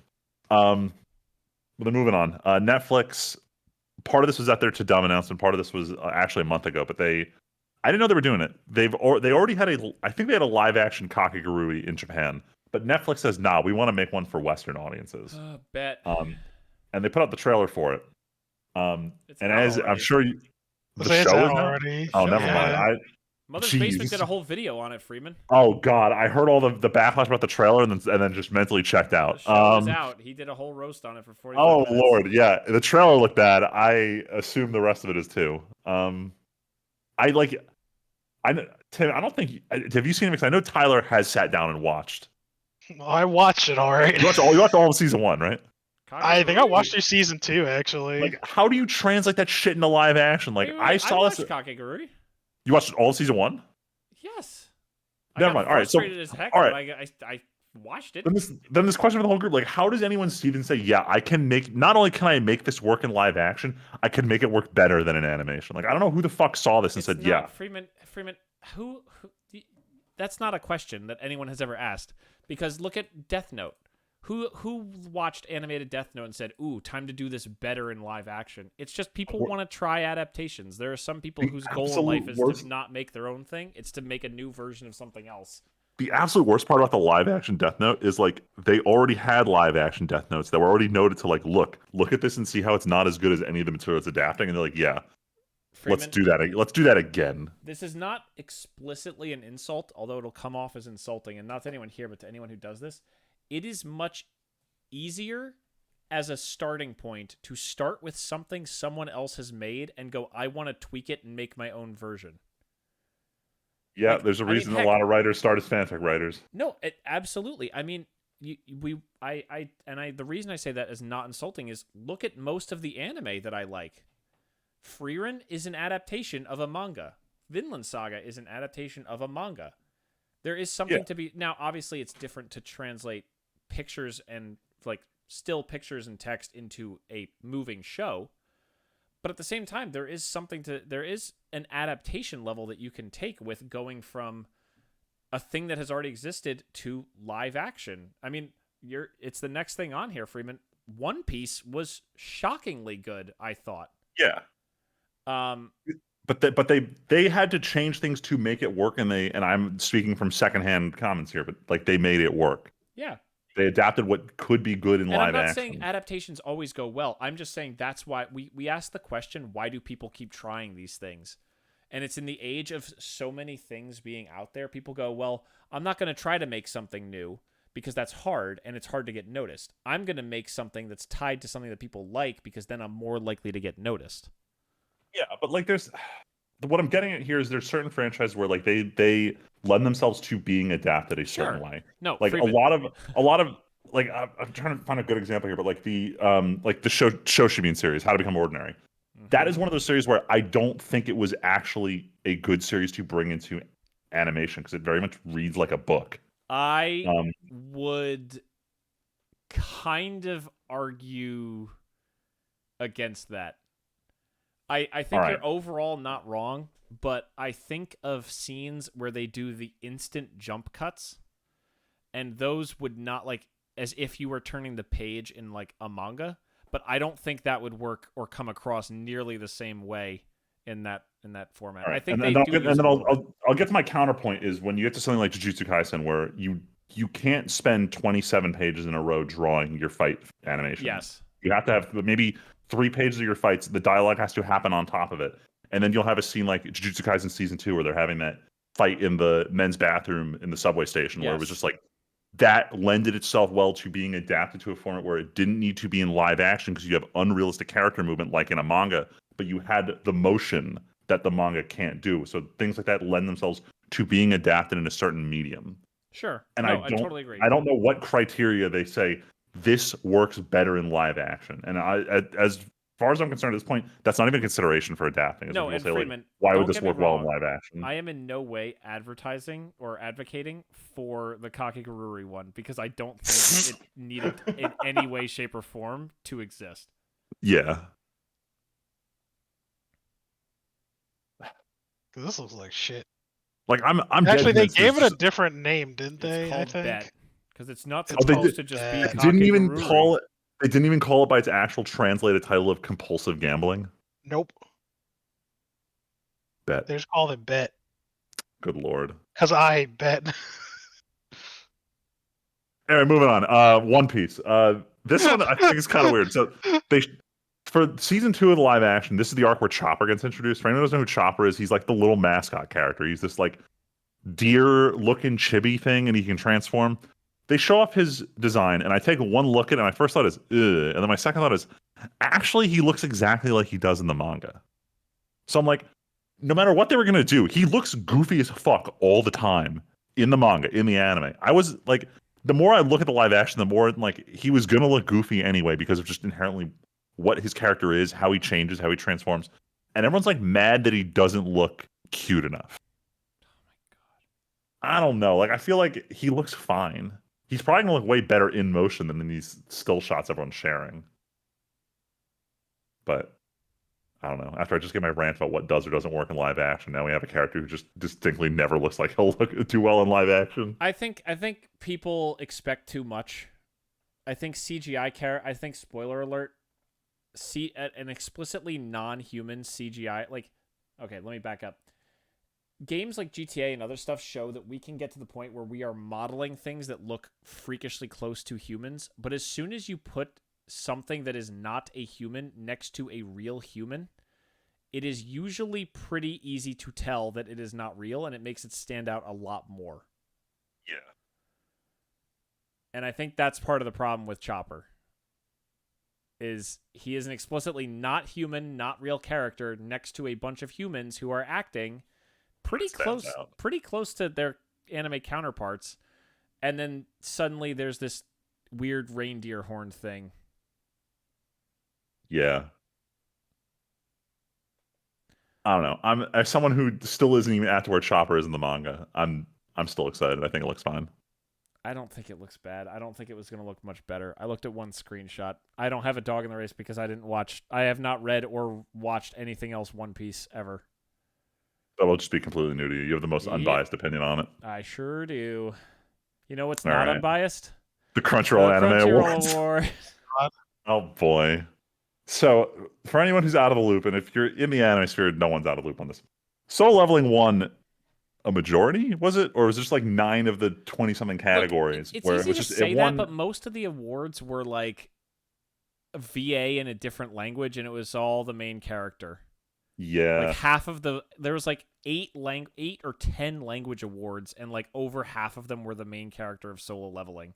I will give the English dub Solo Leveling. Alex Lee is actually genuinely great, and I've been watching so many videos of him doing like the prep work for him to say the catchphrase for Solo Leveling is a rise, and the amount of like planning he did to figure out how does he want this to be said because it's the iconic line of the franchise. So he definitely deserved that. But I was watching. So Tim, I know you started watching Quest for the Best, the podcast with Mother's Basement, Glass Reflection, and I forget the third guy is. But I watched their episode today about the awards, and I didn't realize the third guy who's involved used to be one of the coordinators for the Crunchyroll Anime Awards, who's no longer working with them. He was like the guy who coordinated like community stuff and including the first 5 years of the Crunchyroll Anime Awards. Yeah, so it was interesting getting his insight into how the award criteria changed and how much the relying on fan votes made it just a massive popularity contest this year. But also, Even more so than it used to be. yes, but also if you look at none of this is surprising if you look at literally based on like internet trending, what was the most watched show? Like it's actually impressive that Freerun won as much as it did, considering it was viewed way less than Solo Leveling. Yeah. I mean, it sucks. It's not a surprise. It's funny that even Solo Leveling fans on Reddit were like, yeah, our show didn't deserve to win. Freerun was better. The worst part is like the voting was only like we did this again last year where people were supposed to only be voting on the first 10 episodes of Jujutsu Kaisen. This is only season 1, and season 1 of Solo Leveling. As someone who enjoyed season 2, season 1 was not that good. Well, also, season 2 had ended 3 days before voting started. Oh, so it's still at peak hype. It was literally the peakest possible moment for Solo Leveling. It's like, hey, time to vote on your favorite anime of the year. Never mind that it's only counting this one season, the first half.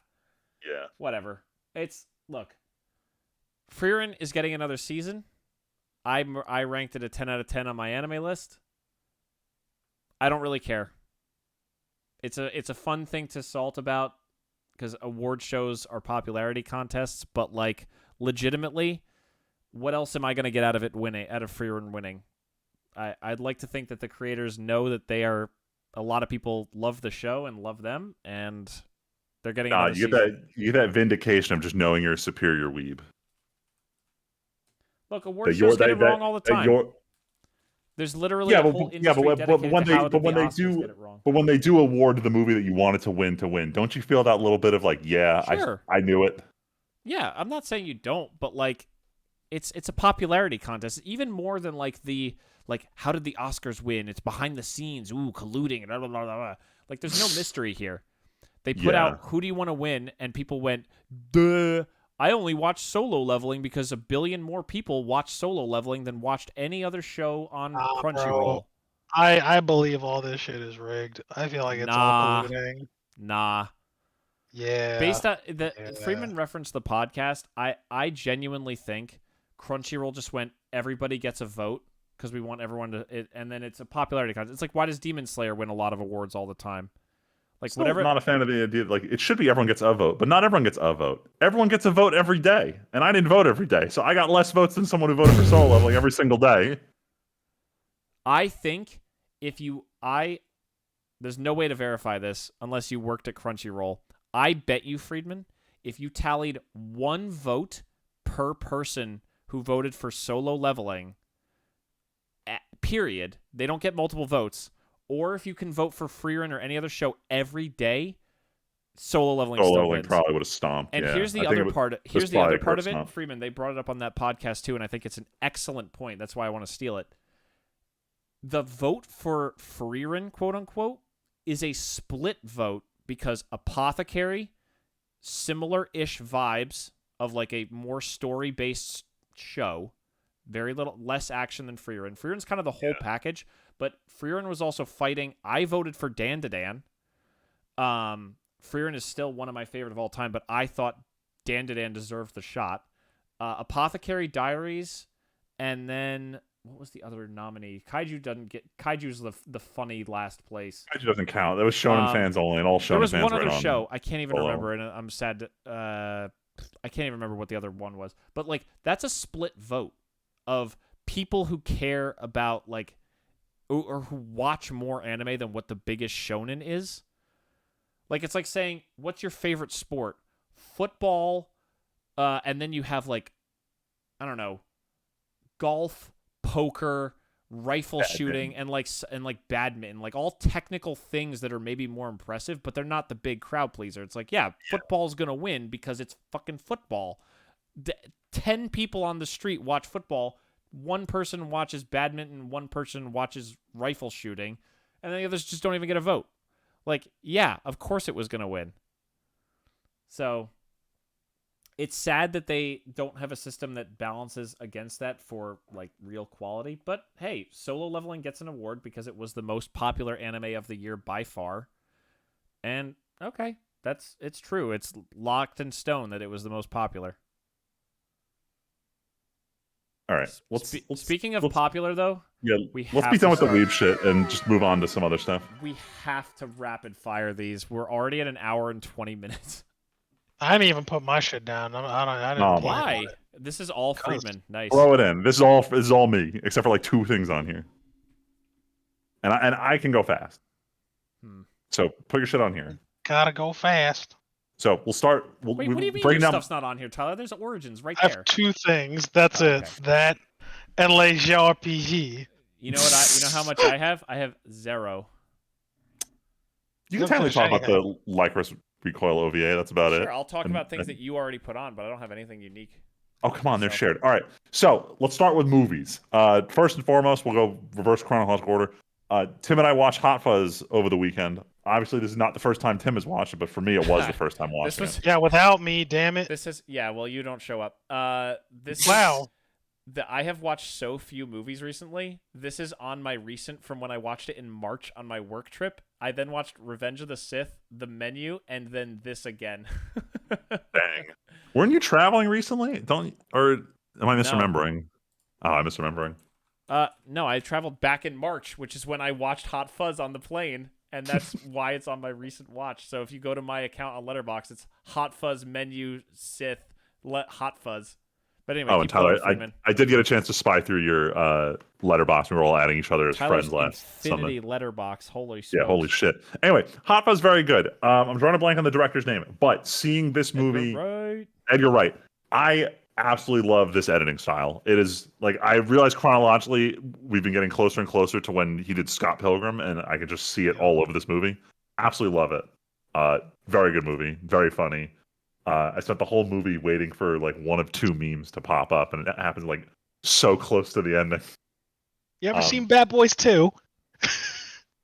Well, now I Have get you seen this. Bad Boys 2? Oh, cut Freeman, please.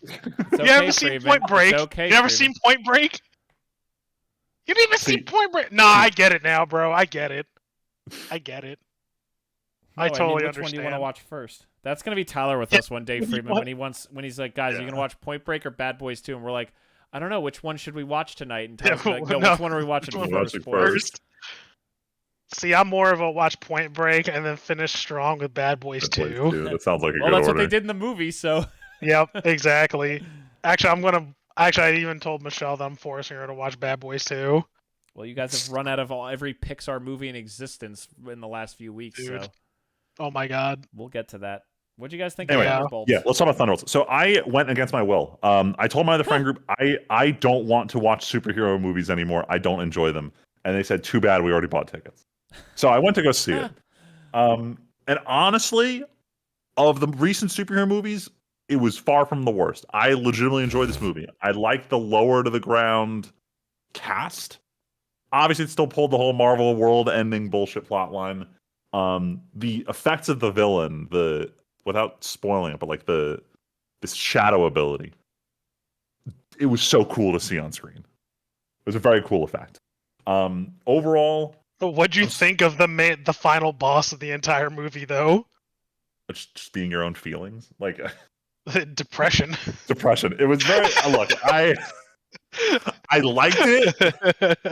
It was a little goofy, but I liked it. Overall enjoyable hero movie, but like I feel like this isn't enough to make me not tired of Marvel. I feel the same.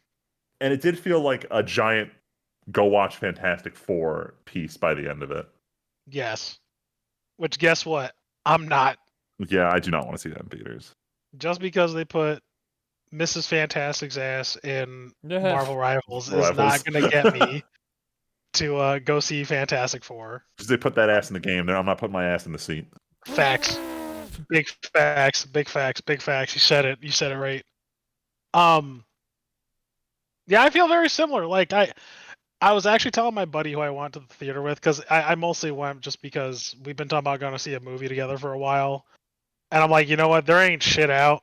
Let's just go see this. And he was like, yeah. He's like, because he's still like super interested in all of the Marvel shit. I'm like, I'll join you. Why not? I heard this wasn't terrible. And I left going like, huh, this was watchable. There was some fun stuff in here. Yeah, like the comedy was still Marvel, but it wasn't like overbearing. Yeah, I actually thought it was good. I don't think it was like I think if I wasn't so burnt out, I would have enjoyed it way more. If that makes any sense. Like I think I even said that to him afterwards. I was like, if this was a movie pre Infinity War, I would have enjoyed it way better. But I'm just so burnt out. But I still think it's a solid watch. Like if like say down the line you're ever curious or wanted something to watch, like I think this is something that's interesting. Yeah. I I'm think it not was a fun against action someday romp. watching it. I'm not in any rush, but I'm not. It's one of those when it comes to streaming. I'm gonna be one of those people. When it comes to streaming, I'll maybe give it a shot. And it's definitely That if you have Disney Plus and you're not going to pay extra for this movie, like go watch You it. know what's Yeah, funny? but We actually just lost Disney Plus because we were getting it from my in-laws, so we don't word. have it anymore. dang, Word. No, you're not missing anything anyway. Might have to get it back for all the Henry movies though. how's he going to watch Cars over and over That's again without this? or Wally. I mean, we could fix that. Yeah, but that With means 4 letters, and it starts with a P and ends with an X, Yeah. and involves Yeah. piracy. Anyway, anyway, more movies. Who watched the next one? Oh, I watched Braveheart because I went to Scotland for my honeymoon. Everybody's like, "You're going to Scotland? You never even seen Braveheart?" I'm like, Wait, "No." hold They're on. Did you like, watch it before, during, or after the trip? I watched it after. I was trying to watch it before, and I was like, "Man, I don't feel like sitting through 3 hours." And then I tried watching it during. So here's the funny thing: we had access to a Disney Plus account out there, because we also get ours through my in-laws, like our Disney Plus. Uh, but out there, it's interesting, because you know how like VPN services, they're always like, oh, different stuff streams on different streaming Yeah. services in different countries. Man, did you know that Braveheart streams in Scotland on Disney Plus, but not here in the US? That's funny. Oh yeah, because they put like everything else on Hulu here because they want Disney to be a very particular content subset in the U.S. Whereas the rest of the world's like, fuck it, we put everything on there. Dude, it was weird. It was super weird. Yo, Braveheart was mid. Yeah, I know. As one of like the fucking hot takes that I've been putting out for movie reviews Yeah, you've lately. been getting pretty blasted. I've been getting, like, I don't even give a shit, man. I can defend all of these things. I think for the time, Braveheart was good, but I think it's cheesy. Mel Gibson is cheesy. Yep. His overacting is cheesy. Yeah, I don't know. There's also been some interesting divisive things online because I wanted to know what people thought about it, and even when I was like talking to some locals, like, because they'll like, it's funny because they bring up Braveheart because they think I'm there for Braveheart, and I'm like, absolutely not. I haven't even seen it. And some people are like, oh yeah, like it's a shit movie because none of it is accurate, right? Like none of this shit happened. Um, but it does bring a lot of tourism to Scotland though, so we're like, eh. But as far as the movie goes, it was whatever. I would never watch this again. I think it's mid as fuck. The Damn. battle scenes are great though. Like if you want to just watch this movie through battle scenes, go for it. Everything else is ass. It's a straight miss. I think you rated this, didn't you, Tim? Braveheart? Yeah. Yeah, I forgot what you rated it, like a 4 or something like that. Definitely higher than you. Definitely higher than me. Liz, you know what? I'll skip the next thing real quick and talk about the other hot take that I've got. I've gotten blasted for. Oh yeah. Yeah, Kay and I everybody. were on the phone earlier, and Kay was like, "Tyler's psycho." Even my Fucking hate. sister-in-law called you. It was like, "Nah, Tyler, you have to." Okay, say what you're gonna say, and then you got to tell the review. I fucking did not like Sinners. Sinners was terrible. I did not like it. Everybody says this is a movie of the year, and I don't understand why. And it feels like I am crazy. Kay literally said it might be their favorite movie of all time. I don't understand why. Like I really I want to talk to people and understand why it is movie of the year. And I can't, like, I know Michelle and I have, we, how do I describe it? Like, we have some similar tastes in movies, right? But I think we're both very objective and critical for sure. right? But like there are some things that I like a lot of like I don't mind a sad ending where she does. Like she doesn't Right? like them. Does not like sad endings. Um but like overall, like she'll even say like, but this movie, it starts slow. Like, and I like slow burn movies. Like you guys know me. Like I like shit that is slow burn. But I think it had something to do with.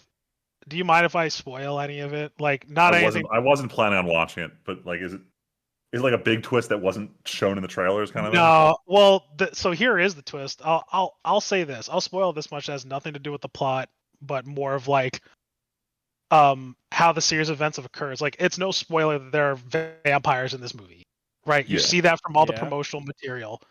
You don't get that until like the last half hour of the movie. Wait, it's not So like up front and center.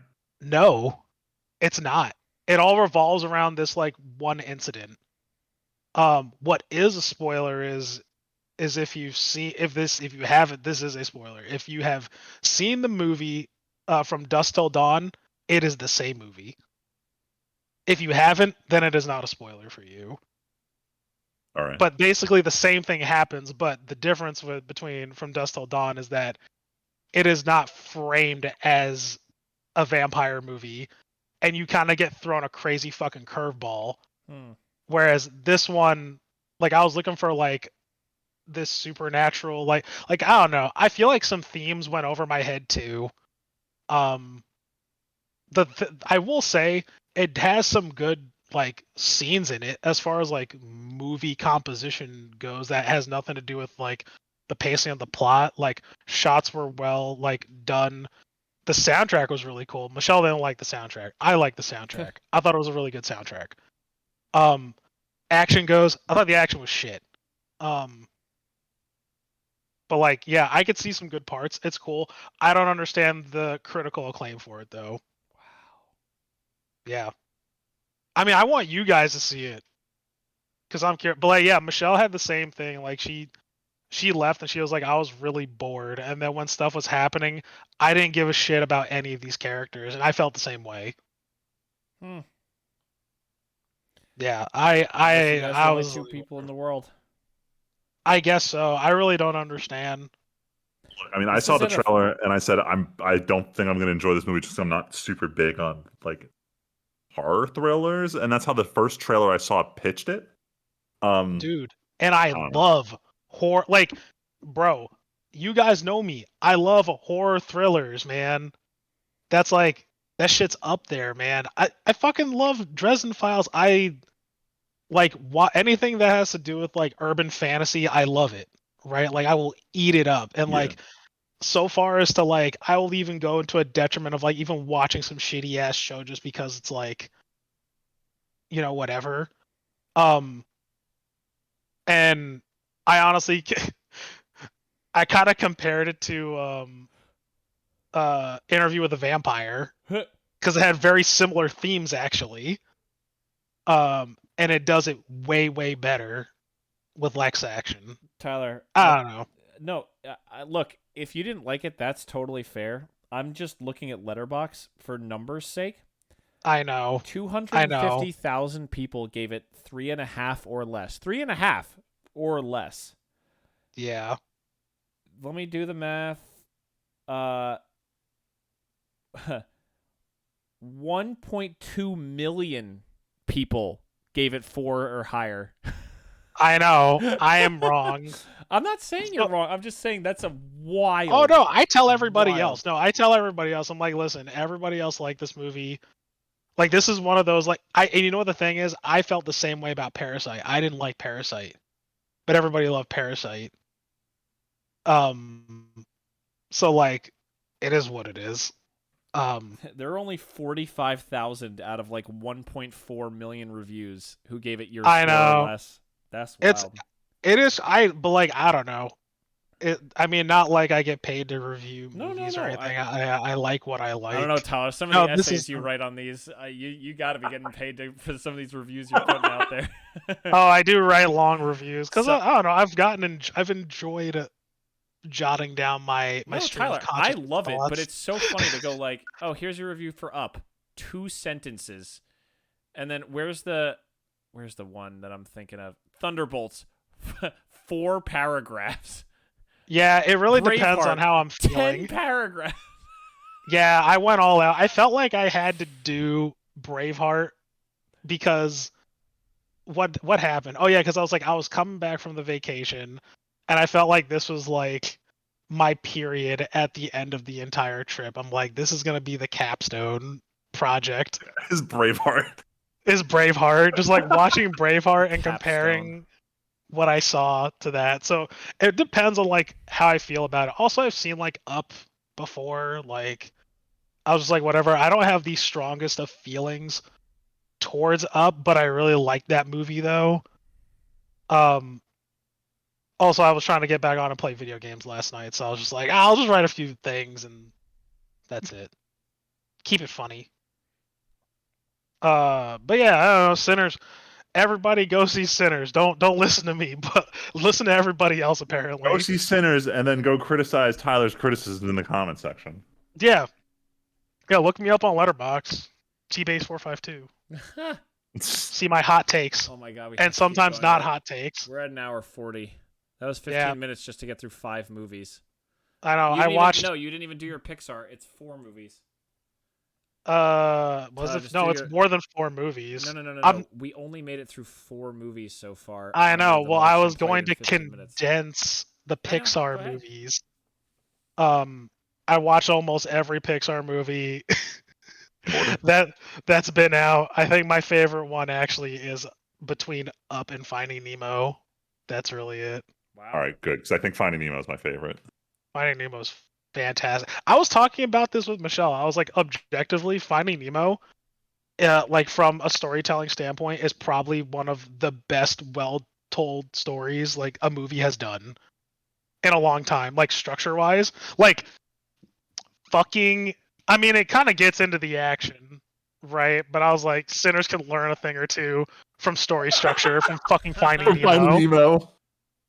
Dude, it sets it up so perfectly. I don't think there's a part where I'd say you can cut that from Finding Nemo. Yeah, it's all relevant. It's all relevant stuff. Everybody goes through like very compelling, interesting arcs. Things that are left, like questions that are left unanswered, are answered by the end of the movie, including how the dentist fish, how would they survive in the bags? They kind of don't, but they're like, well, what now? Oh yeah, we didn't think we'd get this far, and that was for comedic effect. Good. But like, it's good. It's a good movie. It's a really good movie. It's funny. Man, fuck people. Whatever. I don't give a shit. Fuck Sinners. I did watch a few other movies too, but I don't feel like actually giving them any. Oh, I did watch A Real Pain, Friedman. Real Pain. I thought you saw that movie. Hold on. If you didn't, you should see it. It's with Kieran Culkin and Jesse Eisenberg. Oh, this one. No, I wanted to watch this. Oh, you should see it. I saw Sacramento, which looks like a similar movie, but isn't. But yeah, I saw the trailer for this. I want to watch this one. All right, I'm gonna sound super anti-Semitic, I guess, because I thought that you would have seen this movie. But I swear it's just because Jewish, I thought you saw this movie. Yeah, yeah. But I thought this was a good movie too. I thought A Real Pain was really good. I'll throw in this. I've been enjoying everything that Kieran Culkin's been in. I saw Heretic. I saw Dunkirk. I saw Casablanca. Oh shit! Banger movie. Banger. Yep. Fucking so good. Very good. So good. I get it now, Tim. I get it now. That's all I had to say. It still holds up as one of the just a super classic. Yes. Some of the dialogue 100% maybe a little bit not great, but overall, the plot, like the story though, is good. It holds up. It's compelling. Yep. And the crazy thing is, I didn't even realize it. Another quick thing, just something to think about, that this movie, and especially with the topics that were in the movie coming out before World War II ended, bold as fuck. Bold as fuck. I didn't even think about it when I was watching the movie. I was like, oh shit. Dude, this was practically Oh, autobiographical, like within the moment of for someone potentially. Like this is Yeah. crazy. Yeah, it's nuts. Like it's crazy to think about something like that. See listeners, I don't have hot takes most of the time. Most of the time. It's just when you're Casablanca. on your honeymoon or just churning When, through he's- movies when like he's a job. outside of the United States, his takes get way too hot. It's this weird international effect on him. No. I had some No, I he had was some watching decent Braveheart at takes. home, he said. I watched Braveheart at home. Yeah. I know, but it was the lingering Scotland that was The never mind. Lingering Scotland. No, I gave Jokes on him. Ratatouille a 4. Damn. I gave A Real Pain a 4. Dunkirk a 4. Mission Impossible Dead Sorry, Reckoning. this is out of 5. This is out of 5 stars. I'm picturing out of 10. Like, dang, you rated all these so low. I'm like, wait a minute, this is out of 5 stars. Oh yeah, it's out of 5. Yeah, don't see Mission Impossible Dead Reckoning. That movie was terrible. Like objectively terrible. Don't see it. Oh, Ash is cool. You should see Ash Friedman. I think I don't know where else you can see it. Ash ASH. The movie itself isn't as great, isn't really that good, but the aesthetic is fucking fire. Flying Lotus directed it. Posters look pretty cool. It's fucking sick. I'll throw it on the Tim, list. you watched The Menu though. I did. This is one of those movies that I keep seeing YouTube clips of. I kept seeing YouTube clips over and over and over again that were like, huh, that seems kind of thrilling, kind of interesting. And I had a day where I was working from home, and I'm like, you know what? It's kind of slow today. I'll start a movie at lunch. And then, of course, Henry got sick, and I had to finish it the next day when he was napping, so that sucked. But I gave this a 4 out of 5. I thought The Menu was really good. This is kind of in the same way that Freeman talked about How to Be Ordinary earlier. This feels like this is a movie that was made out of a stage play. It's very character driven. It's very about the tension. It's very about, just being in the moment and seeing how things play out and kind of being involved in this little production. Feels very much like a stage play. I really enjoyed it. Ralph Fiennes, I think, continues to be, like, if you look back on his career, it's kind of insane. Like, he was all the way back as one of the main Nazi officers in Schindler's List.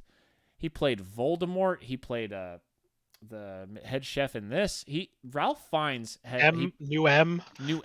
He played in The Conclave, which came out right before the Pope died, so everyone was watching The Conclave. I did it first before everyone was talking about it. When the Pope died. But like Ralph Fiennes is genuinely just a great actor in everything he's in. He plays this really well. Anya Taylor-Joy, that's who this was, right, Tyler? Yeah. She's definitely been a little all over the place. I don't think she fit as Furiosa. That was part of my problems with the movie. She fits perfectly in this. Yes, I was just about to say she is weird and quirky enough for this role. Because I watched Furiosa, and like I also watched Last Night in Soho, and I'm just like, man, I feel like she just doesn't act. I feel like she's just kind of there. And then Michelle was like, "Oh, well, you haven't seen Queen's Gambit," and I'm like, "Yeah, man, I don't need to see Queen's Gambit." Queen's Gambit. And then I've seen a bit of it. It seems pretty good. Queen's Gambit was really good. It was good, right? It was good. But then I saw The Menu, and watching The Menu made me want to go watch Queen's Gambit. Yeah, she is very much the.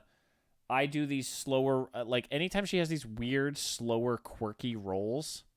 Like, honestly, Tyler, the little shot in Dune 2, dude, I'm interested in what she does as that character in Dune. If that happens in the third movie, like, kind of interested to find out how she handles that. But like, this is just a role for her. Just she seems weird enough that she fits in perfectly in this movie.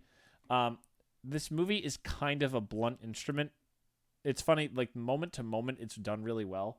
The message is like intentionally heavy-handed about the food industry, but also like influencer culture and all this jazz. Like, it's very much like a critique of the modern world and art and everything. And But also there are some moments where you just, even knowing something is going to happen, like that it's a weird movie and like there's bad shit that happens, going in, you're still like, oh fuck, that came out of nowhere. Like, I still remember the moment where it's like like one of the courses gets served.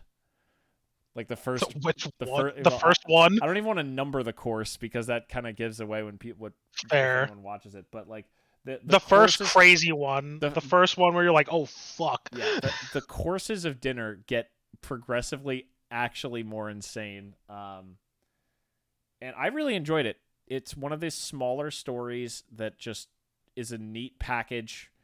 You don't need to think about the world building or where these characters go after this or who they are. It's like, it's very much the style of these people come into a room, things happen, and then they're done.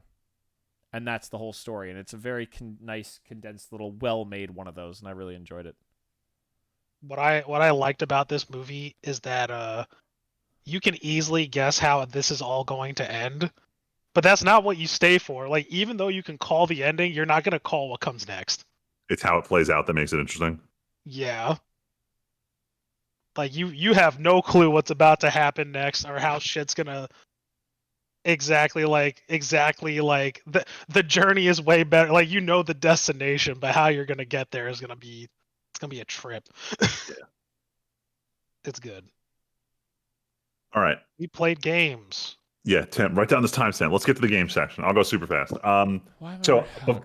Before Expedition 33 took over our lives, I had jumped in and finally started playing Witcher 3 Blood and Wine. And I made it through, I think, about like 6 main story quests and about 5 side quests before Tyler pings me and says, hey, yo, go play the RPG. So I dropped it temporarily, but I wanted to get my quick thoughts on what it's like jumping back into Witcher after 2.5 years after playing this originally. And I'm going to say this. I still love the RPG elements. I love jumping in as Geralt. I love the traversing the map. I forgot how much I didn't like the combat, and Blood and Wine coming in with harder difficulty fights exaggerated all of the issues I had with Witcher 3's combat. Shit, and it doesn't help that I've played a lot of action games since beating this. So I'm now really soured on the combat system, and it's, how do I put this? Like, going in, a lot of the fights are harder, so you need I think it's Quen, the shield ability up, which means I can't use other abilities because I'm trying to maintain the shield because I'm not great at getting out of the enemy's attacking position. But the first 2 enemies you fight, they teleport, so you can't position your way out of it. So you don't have tools to deal with this. Eventually, I realized after dying once, I'm like, all right, cool. What enemy type is this so I can use the right brews or whatever they're called? And like, the second kill was easy, but it was just an exercise in frustration. I didn't like it. And I realized that anytime I go to a quest where it's like, hey, go kill the thing, I'm like, oh, all right, come on, let's just kill it so I can get back to talking to the NPCs, which I'm actually enjoying. So I'm in this weird spot where I just don't actually like the gameplay of Witcher 3 that much anymore, even though I like the gameplay loop of questing and exploring. So, weird spot. I do like the setting. I do like all of the new characters I've met so far, but it's just like, I really don't like the combat of Witcher 3. We have nothing to prove, Freeman. Just ratchet down to fucking easy, bro. Nothing to prove no more. I didn't know this difficulty setting. All right, I'll do that. Oh yeah, I just want to get into the story of this. Yeah, I would just turn the difficulty down. There's no shame. All right. There's no shame. I was even telling some people, I was like, I don't even care if you turn Expedition 33 to easy as long as you experience the story. It's really good. No, with Expedition 33, I feel like I'm enjoying the challenge. It doesn't feel like I told Tim, the thing that I don't, fuck it. Let's talk about Expedition 33. Let's move on. The thing that I'm really annoyed about Expedition 33 is how much the game is all around dodging, and how much the character animations don't lend well to you figuring out when the fuck you're supposed to dodge. It's probably like the most frustrating part of the game is having difficulty reading the enemy's attacks, because they do the longest windups in existence to try to fake you out. Yes.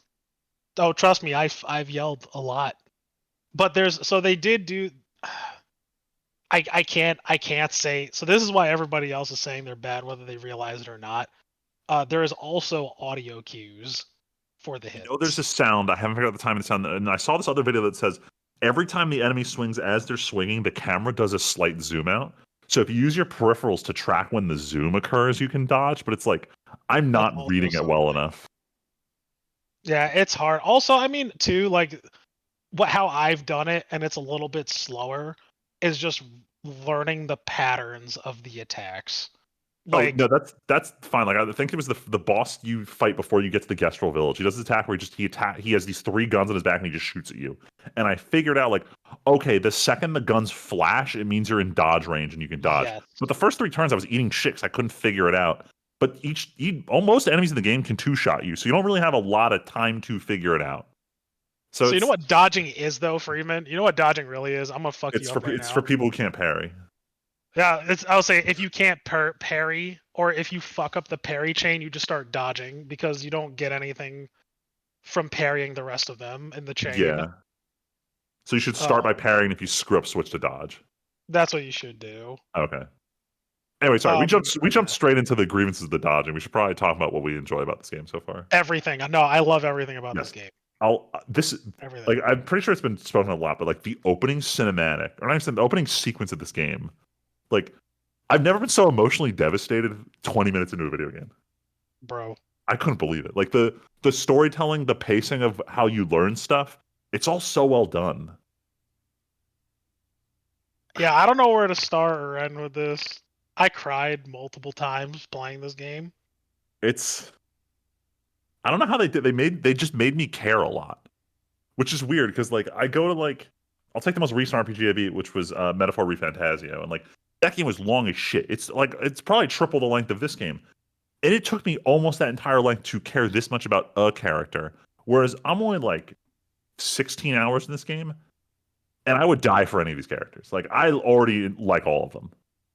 They're all very real, and I don't know what it is that just like JRPGs can learn from how to write characters from this game. Bro, it's so good. It has that like chemistry from Final Fantasy 15, but like the gameplay from like 10 and Persona 5. Actually, I was gonna say Legend of Dragoon, because they did something like this before this came out. Yeah. I've also heard people compare it to Lost Odyssey. Also, yep, I've heard that one a lot. That. Yeah.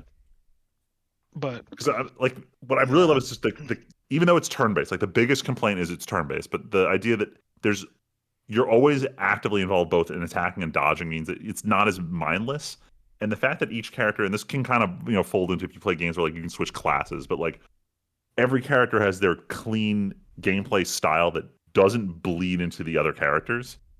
And a lot of what makes the gameplay rewarding is figuring out where are the synergies between these very different characters, and that defines like your party's build. So I'm already like watching a couple build videos because I figured out the burn team build and I love it, but I'm like, it's the first time I had an enemy that resisted fire, it's like, all right, I got to start rethinking strategies here, and now I'm realizing how deep it kind of goes. So I'm enamored with this game. Yeah, I love it. I didn't get to. I got to Simon and I decided to stop. You don't know who Simon is. No, you're not gonna know who Simon is until you actively look for him. Interesting. Yeah. Fuck Simon. I beat Dragon Age Origins also. Like I finished that, except I didn't beat Awakening, which I need to get back on. DLC or is that? Yeah, it's the DLC story. It's an expansion pack. Oh, sorry. Oh, expansion pack. Post-launch content. It's an old game. Yeah. You gotta call it the correct type of thing. Right. Man, Origins was great. Yeah. I didn't like most of the characters, like the companions. I think I only liked 2 companions. Really? Like 2.5? Big sad. Can you guess who they were, Tim?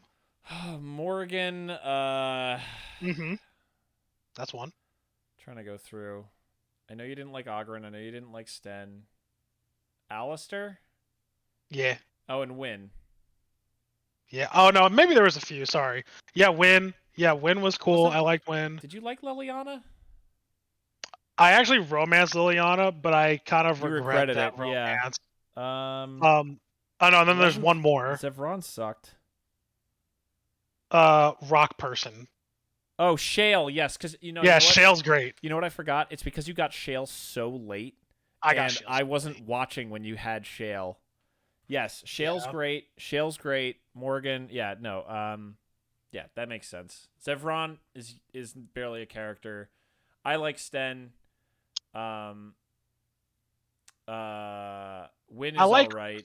I like Sten for like what he is, But not who he is. but not who he is. I get that. Yeah, his shtick gets a little old. I can't wait because I plan to go through. Well, Tim knows this. I'm not saying this for you. I'm saying this for the two listeners that are listening to this podcast. I plan on going through all the Dragon Age games, Wow. and I cannot wait for me to just be extra disappointed once I make it to the end.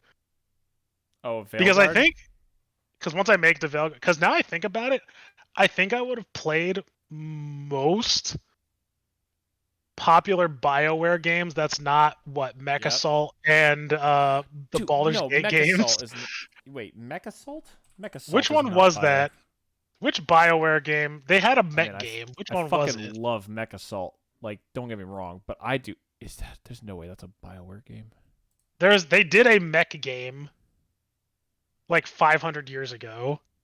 What was it called? Maybe it wasn't Mechasalt.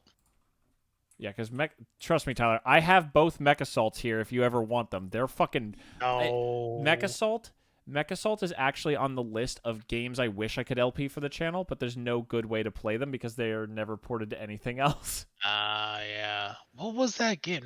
Oh, Shattered Steel. That's what it was. That's what it was called. That was like their KOTOR, first Well, game that they ever made. Tyler, you also have to like make progress on Jade Empire. I might as well just restart Jade You might as well just Empire. restart it on PC at home. Yeah. I mean, I would like to play it on my CRT actually. That'd be kind of sick. Take the disc? I might have to take you up on that. Wait, Shattered Steel. Where's that? I'm looking It's at the their first game they ever made on DOS. Yeah, this box art looks Jesus. ancient. Yeah. Wow. Like, can you imagine that they like BioWare at one point, like the pinnacle of fantasy games? Their first game was a mech game. Well, yeah, Tyler, because that was 7 years before KOTOR 1. Well, they made Baldur's Gate after that, though. Yeah, like, I know. Baldur's immediately. Gate was next. No, I know. 2 years later. That's crazy. Neverwinter Nights. Yeah, I would like to play Jade Empire. Like, that, man, I'm not gonna lie, Tim. That the combat mechanics would be so cool if it was if they somehow redid it, but they used whatever they did for sleeping doggos. Tyler, It would be great. It would be perfect. How many? It would be perfect. Tyler, how many times have we had the remake versus remaster discussion about BioWare specifically? I know, but like, listen. If the combat was better, Jade Empire would have been a smash hit. But the combat is so fucking boring. Like, it lets the whole game down. It's not good. It's so A B A B A. Like, it's so boring. It's so bad.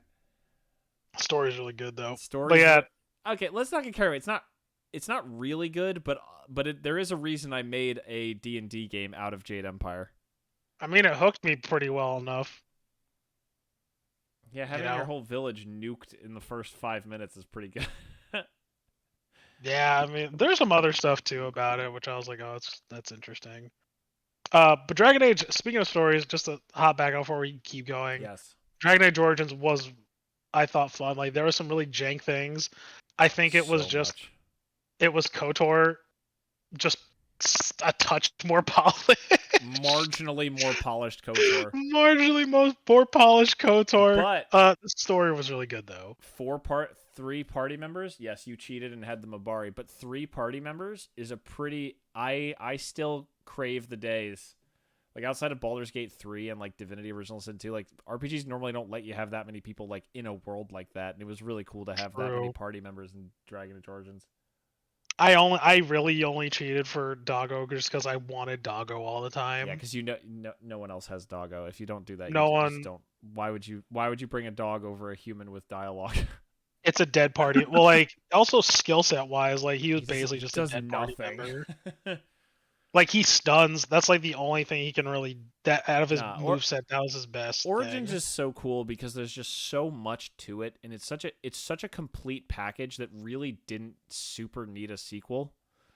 And it really feels like, yeah, I'm sure people say Inquisition is better or as good. 2, people like, for some reason, it's like some people say the party members are much better in 2 and Inquisition, whatever. But like, I'm honestly interested because Origins was a really good. Like Origins for me was I would say Origins like, and you know how much I liked uh KOTOR's one story. I think it's up there. yeah, I think it's as good as KOTOR's one story. dude, to me. KOTOR, Origins and Mass Effect are like these 3 just like, it is incredible to me still to this day with all the things that happen with BioWare, and you talk about Andromeda and Veilguard, and if the new Mass Effect is even going to be anything, like the fall of the B studios.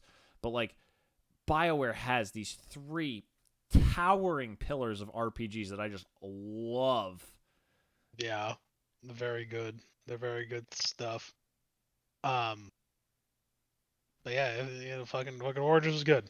That's all I wanted to say. I know if we had more time, Tim and I could gush about it some more. Graphics are but we did gush cool, about stories are cool. Yeah, we talked about it a fair bit. It's great. Oh my god, we still have so much left. We're over 2 hours.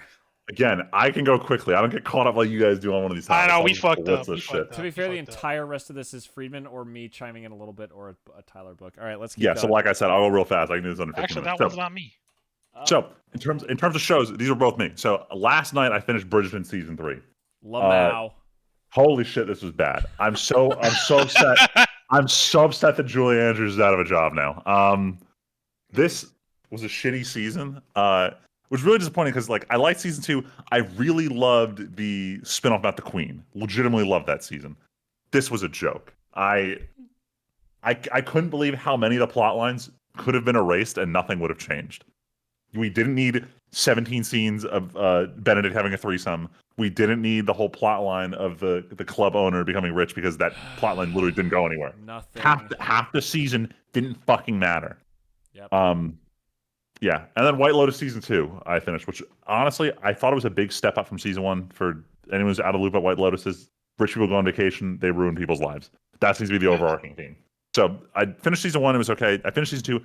I really liked it a lot better. I think a lot of the characters were a little more easy to connect with and not just outright hate like most of the characters in season 1.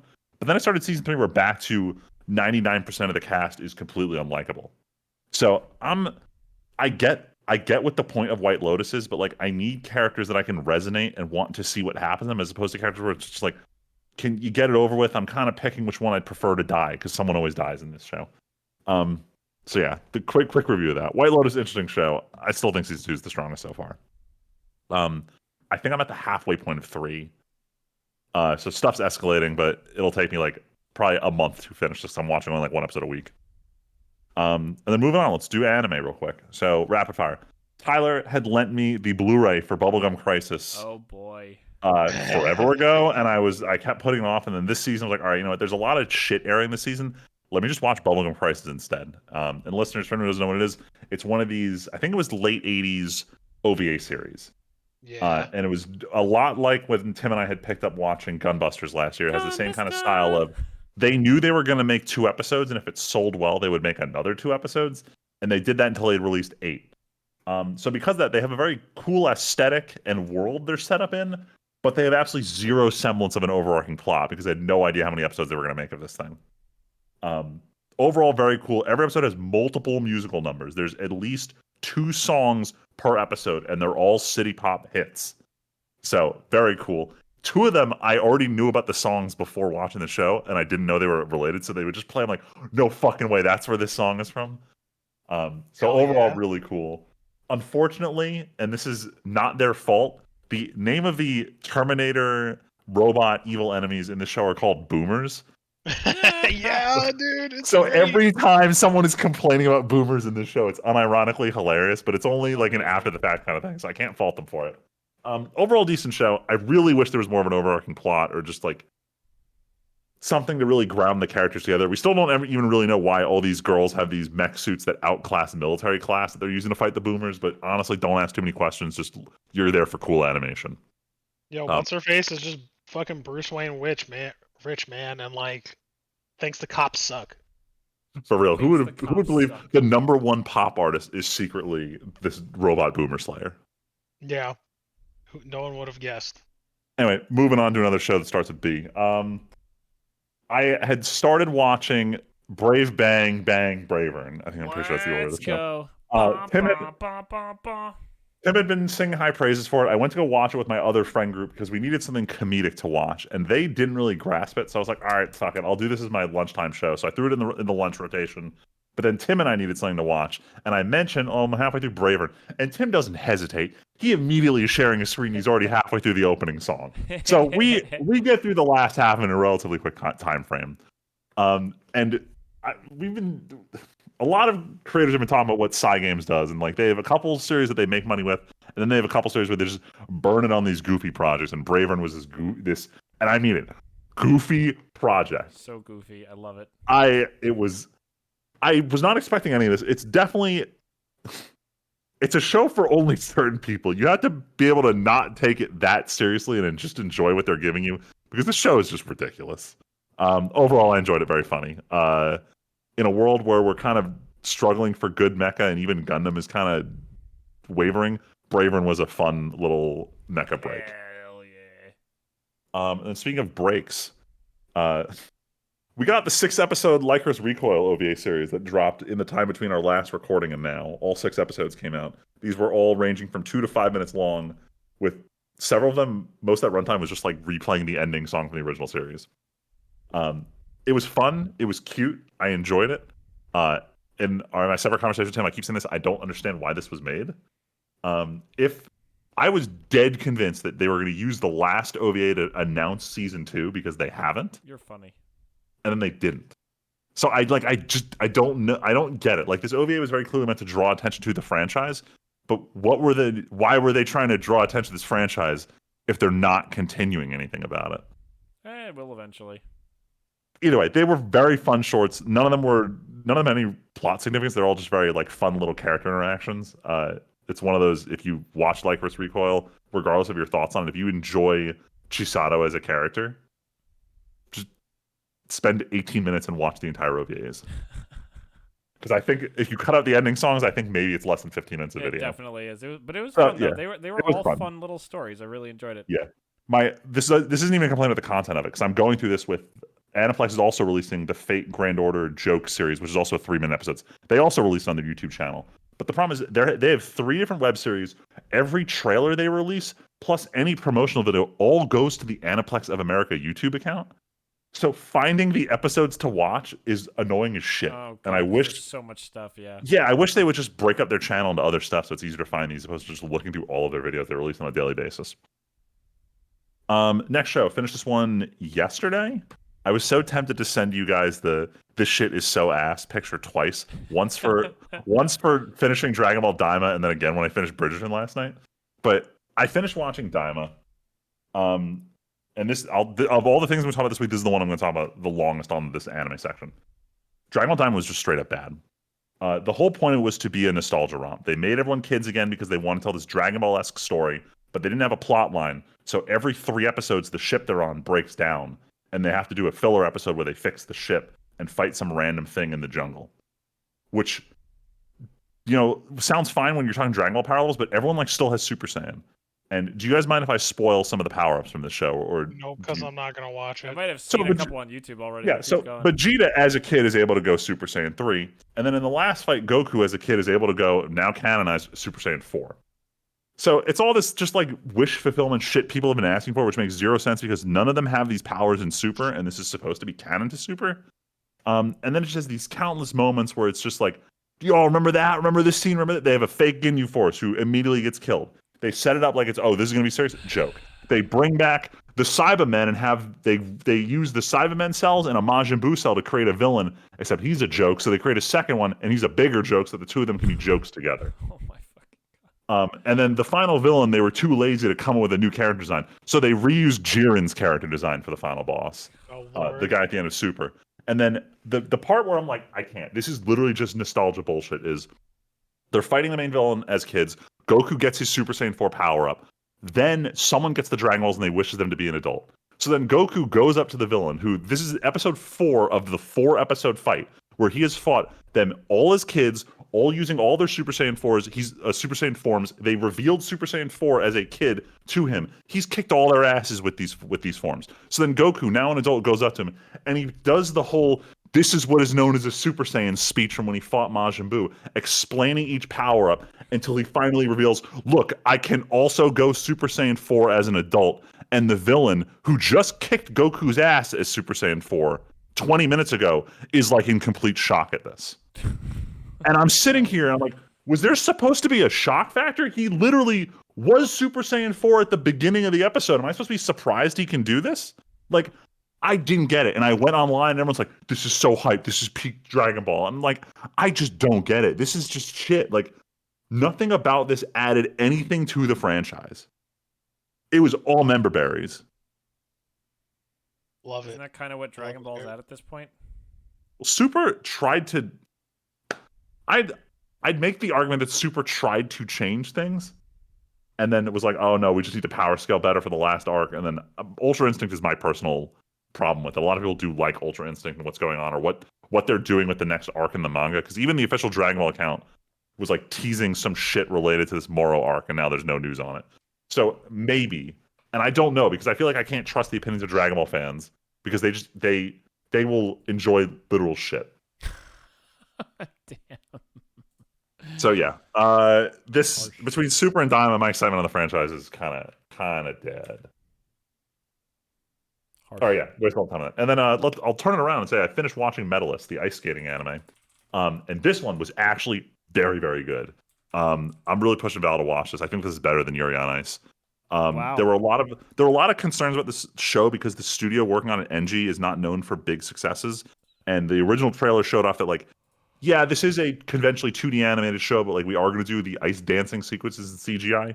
I was concerned, but not gonna lie, the CG for the ice dancing was really good. Like my biggest issue with CG characters in anime is when they like move or react or talk to each other, it looks kind of weird. But when you're doing ice dancing, there's not a lot of talking and it's mostly just body movement, which is easy enough to convey through CG without looking janky. So I think their use of CG in this show is actually really good. And then overall, the show has a very like upbeat tone to it, even though the plot is like the main character. He's a failed professional ice dancer who's going back to be a coach, but he's trying to inspire this girl who is starting later than most girls her age would do at ice skating. So it's very much an uphill battle, but it's a very optimistic look at this, where it's mostly the adults are jaded and the kids are still optimistic, and this coach is like, I'm not going to let her get jaded. I'm going to be a good coach. So overall, really good show. Even though most of the cast are like elementary school and younger, it's a seinen series, so it's meant for an adult viewer, so it has that kind of sensibilities to it. Even though it's got that cutesy art style. I really enjoyed it. I wanted to give it a 9, but it's very much like this is very much part 1 of 2. I made the same argument when we were rating Dan to Dan that I think whether it's a 9 is going to depend on how well it flows directly into the next season, which I think is coming out first half of 26, so not that long of a wait. But overall, very good. I liked it. Good sports anime. And let's talk about the best one. Let's talk about the Konosuba OVA. Was this Tim? Was this just you and me, or Tyler? Did you watch it? Nope. We wanted to get Tyler to watch it, and he was driving, so he couldn't watch.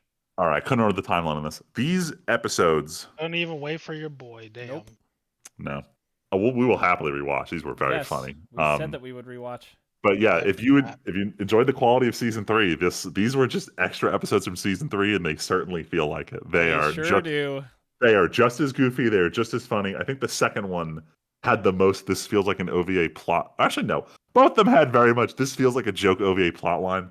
But for Konosuba, that's 100% what you want. Yeah, but Freeman, the second one with the other party was like. I was dying from the moment that episode started. We were both pretty obliterated by how funny that was. Yeah, the both of these were very funny, especially how in the second one most of the actors are they're very famous. What was it? They were very famous voice actors. They got big names. So to loosely describe the plot, they run into a similar party who's like, "Hey man, you're ruining with like the Kazuma name or something." I forget what it was. But point is, there's parallels in this one-off party, but all of the party members are voiced by like veteran voice actors. Wasn't Endeavor one of them? I think Yeah, Endeavor was. He was like Kazuma's equivalent. Oh, and the first one was the water spirit. That one was also good though. I couldn't remember the plot. Yeah. But that one is like halfway through you realize how stupid the plot is about to turn into. Whereas it starts off like this could be a legitimate Konosuba episode. And then it turns into the beach episode. A lot of fun. Can't wait for them to confirm literally anything about this franchise again. Yeah, no, these were very funny. If you have any interest in Konosuba, they're on Crunchyroll. Just go watch the 2 little episodes. If it wasn't so late, we would watch them with Tyler, but we're going to all have to go to bed after this is finally over. Yeah. So I'll wrap the last topic in 2 minutes. So just to get to books, I've been listening to the graphic audio format books for the entire Empyrean series. So Fourth Wing, Iron Flame, and now I'm on Onyx Storm, I think is the 3rd book. I'd finished the 1st book by the last time we recorded, by the time we recorded the last episode. But I've gotten through parts 1 and 2 of book 2, and then part 1 of book 3 is out. Part 2 of book 3 doesn't release for another month. I think it's like July 2nd. So I finished the first half of book 3 last night. Overall, I enjoy this franchise for this like fantasy dragon war thing going on, but the actual romantasy part of it kind of sucks. Like book 2, the whole gimmick is that the main character was, the love interest was hiding a lot of shit in book 1. So book 2 is main character's like, I don't like that you're hiding secrets. So he's like, hey, look, like if our relationship's gonna work, like I'm running a rebellion against the government. Like some shit has to stay secret. But if you ask me anything, I will always answer truthfully. She's like, that's not good enough. And this argument happens ad nauseum for the entirety of book 2, where she'll ask him something, he'll tell her the big reveal, and she'll be like, why didn't you tell me that? And he's like, you didn't fucking ask. I can answer anything you ask me, but you have to tell me what you want to know, and I'll tell you. And this goes back and forth. And then neither of you are going to read this book, so I'll just spoil it. But the book ends with effectively main love interest turns into a vampire, but he's not. I don't like this twist at all. I think it's fucking terrible, and it's ruining book 3. But this twist has now overtaken every aspect of their relationship, that the whole idea of keeping secrets hasn't been brought up once in book 3, because the whole, oh no, he's a vampire, how do we cure him, is the entire point of it. So I'm aware that these book talk books aren't that phenomenal, but I do enjoy the graphic audio format of just like listening to a stage play. So I started looking at some of the other franchises they have. I might pick them up. But unfortunately, Alexa let our other friend know that basically if someone gifts me one of these books, I'm going to listen to it.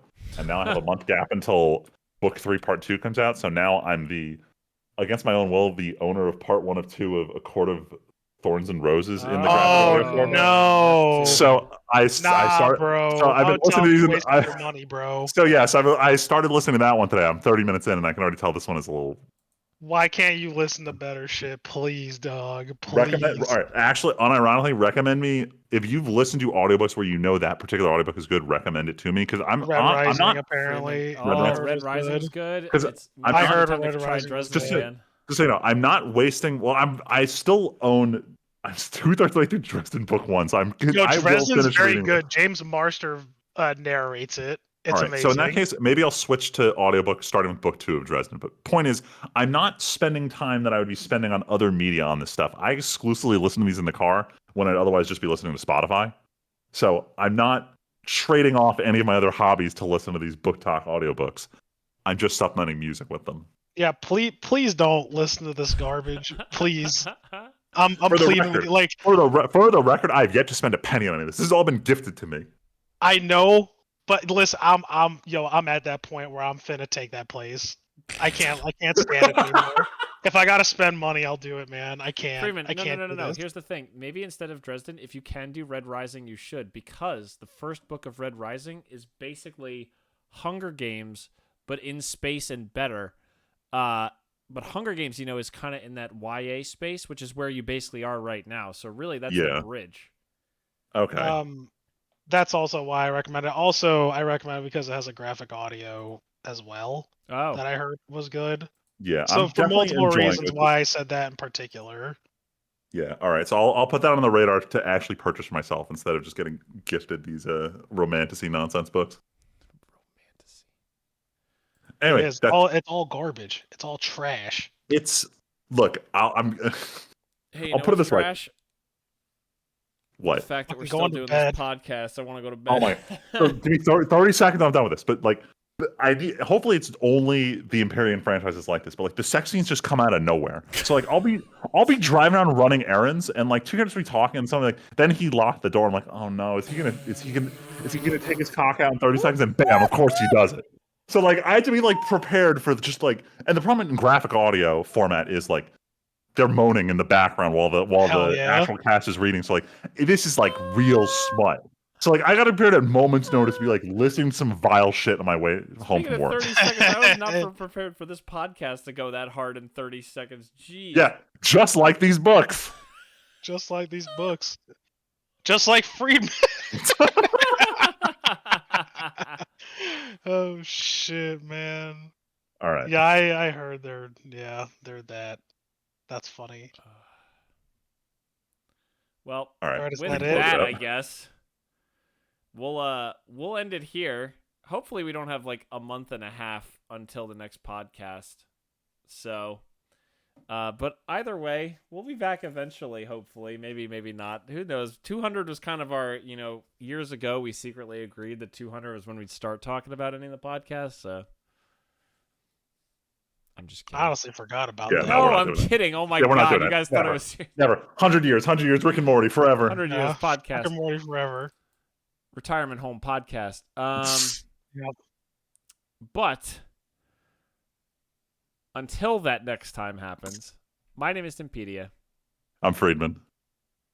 Sinners blows. I'm just Tyler. We'll catch you guys next time. Omelette du Thanks for listening. fromage.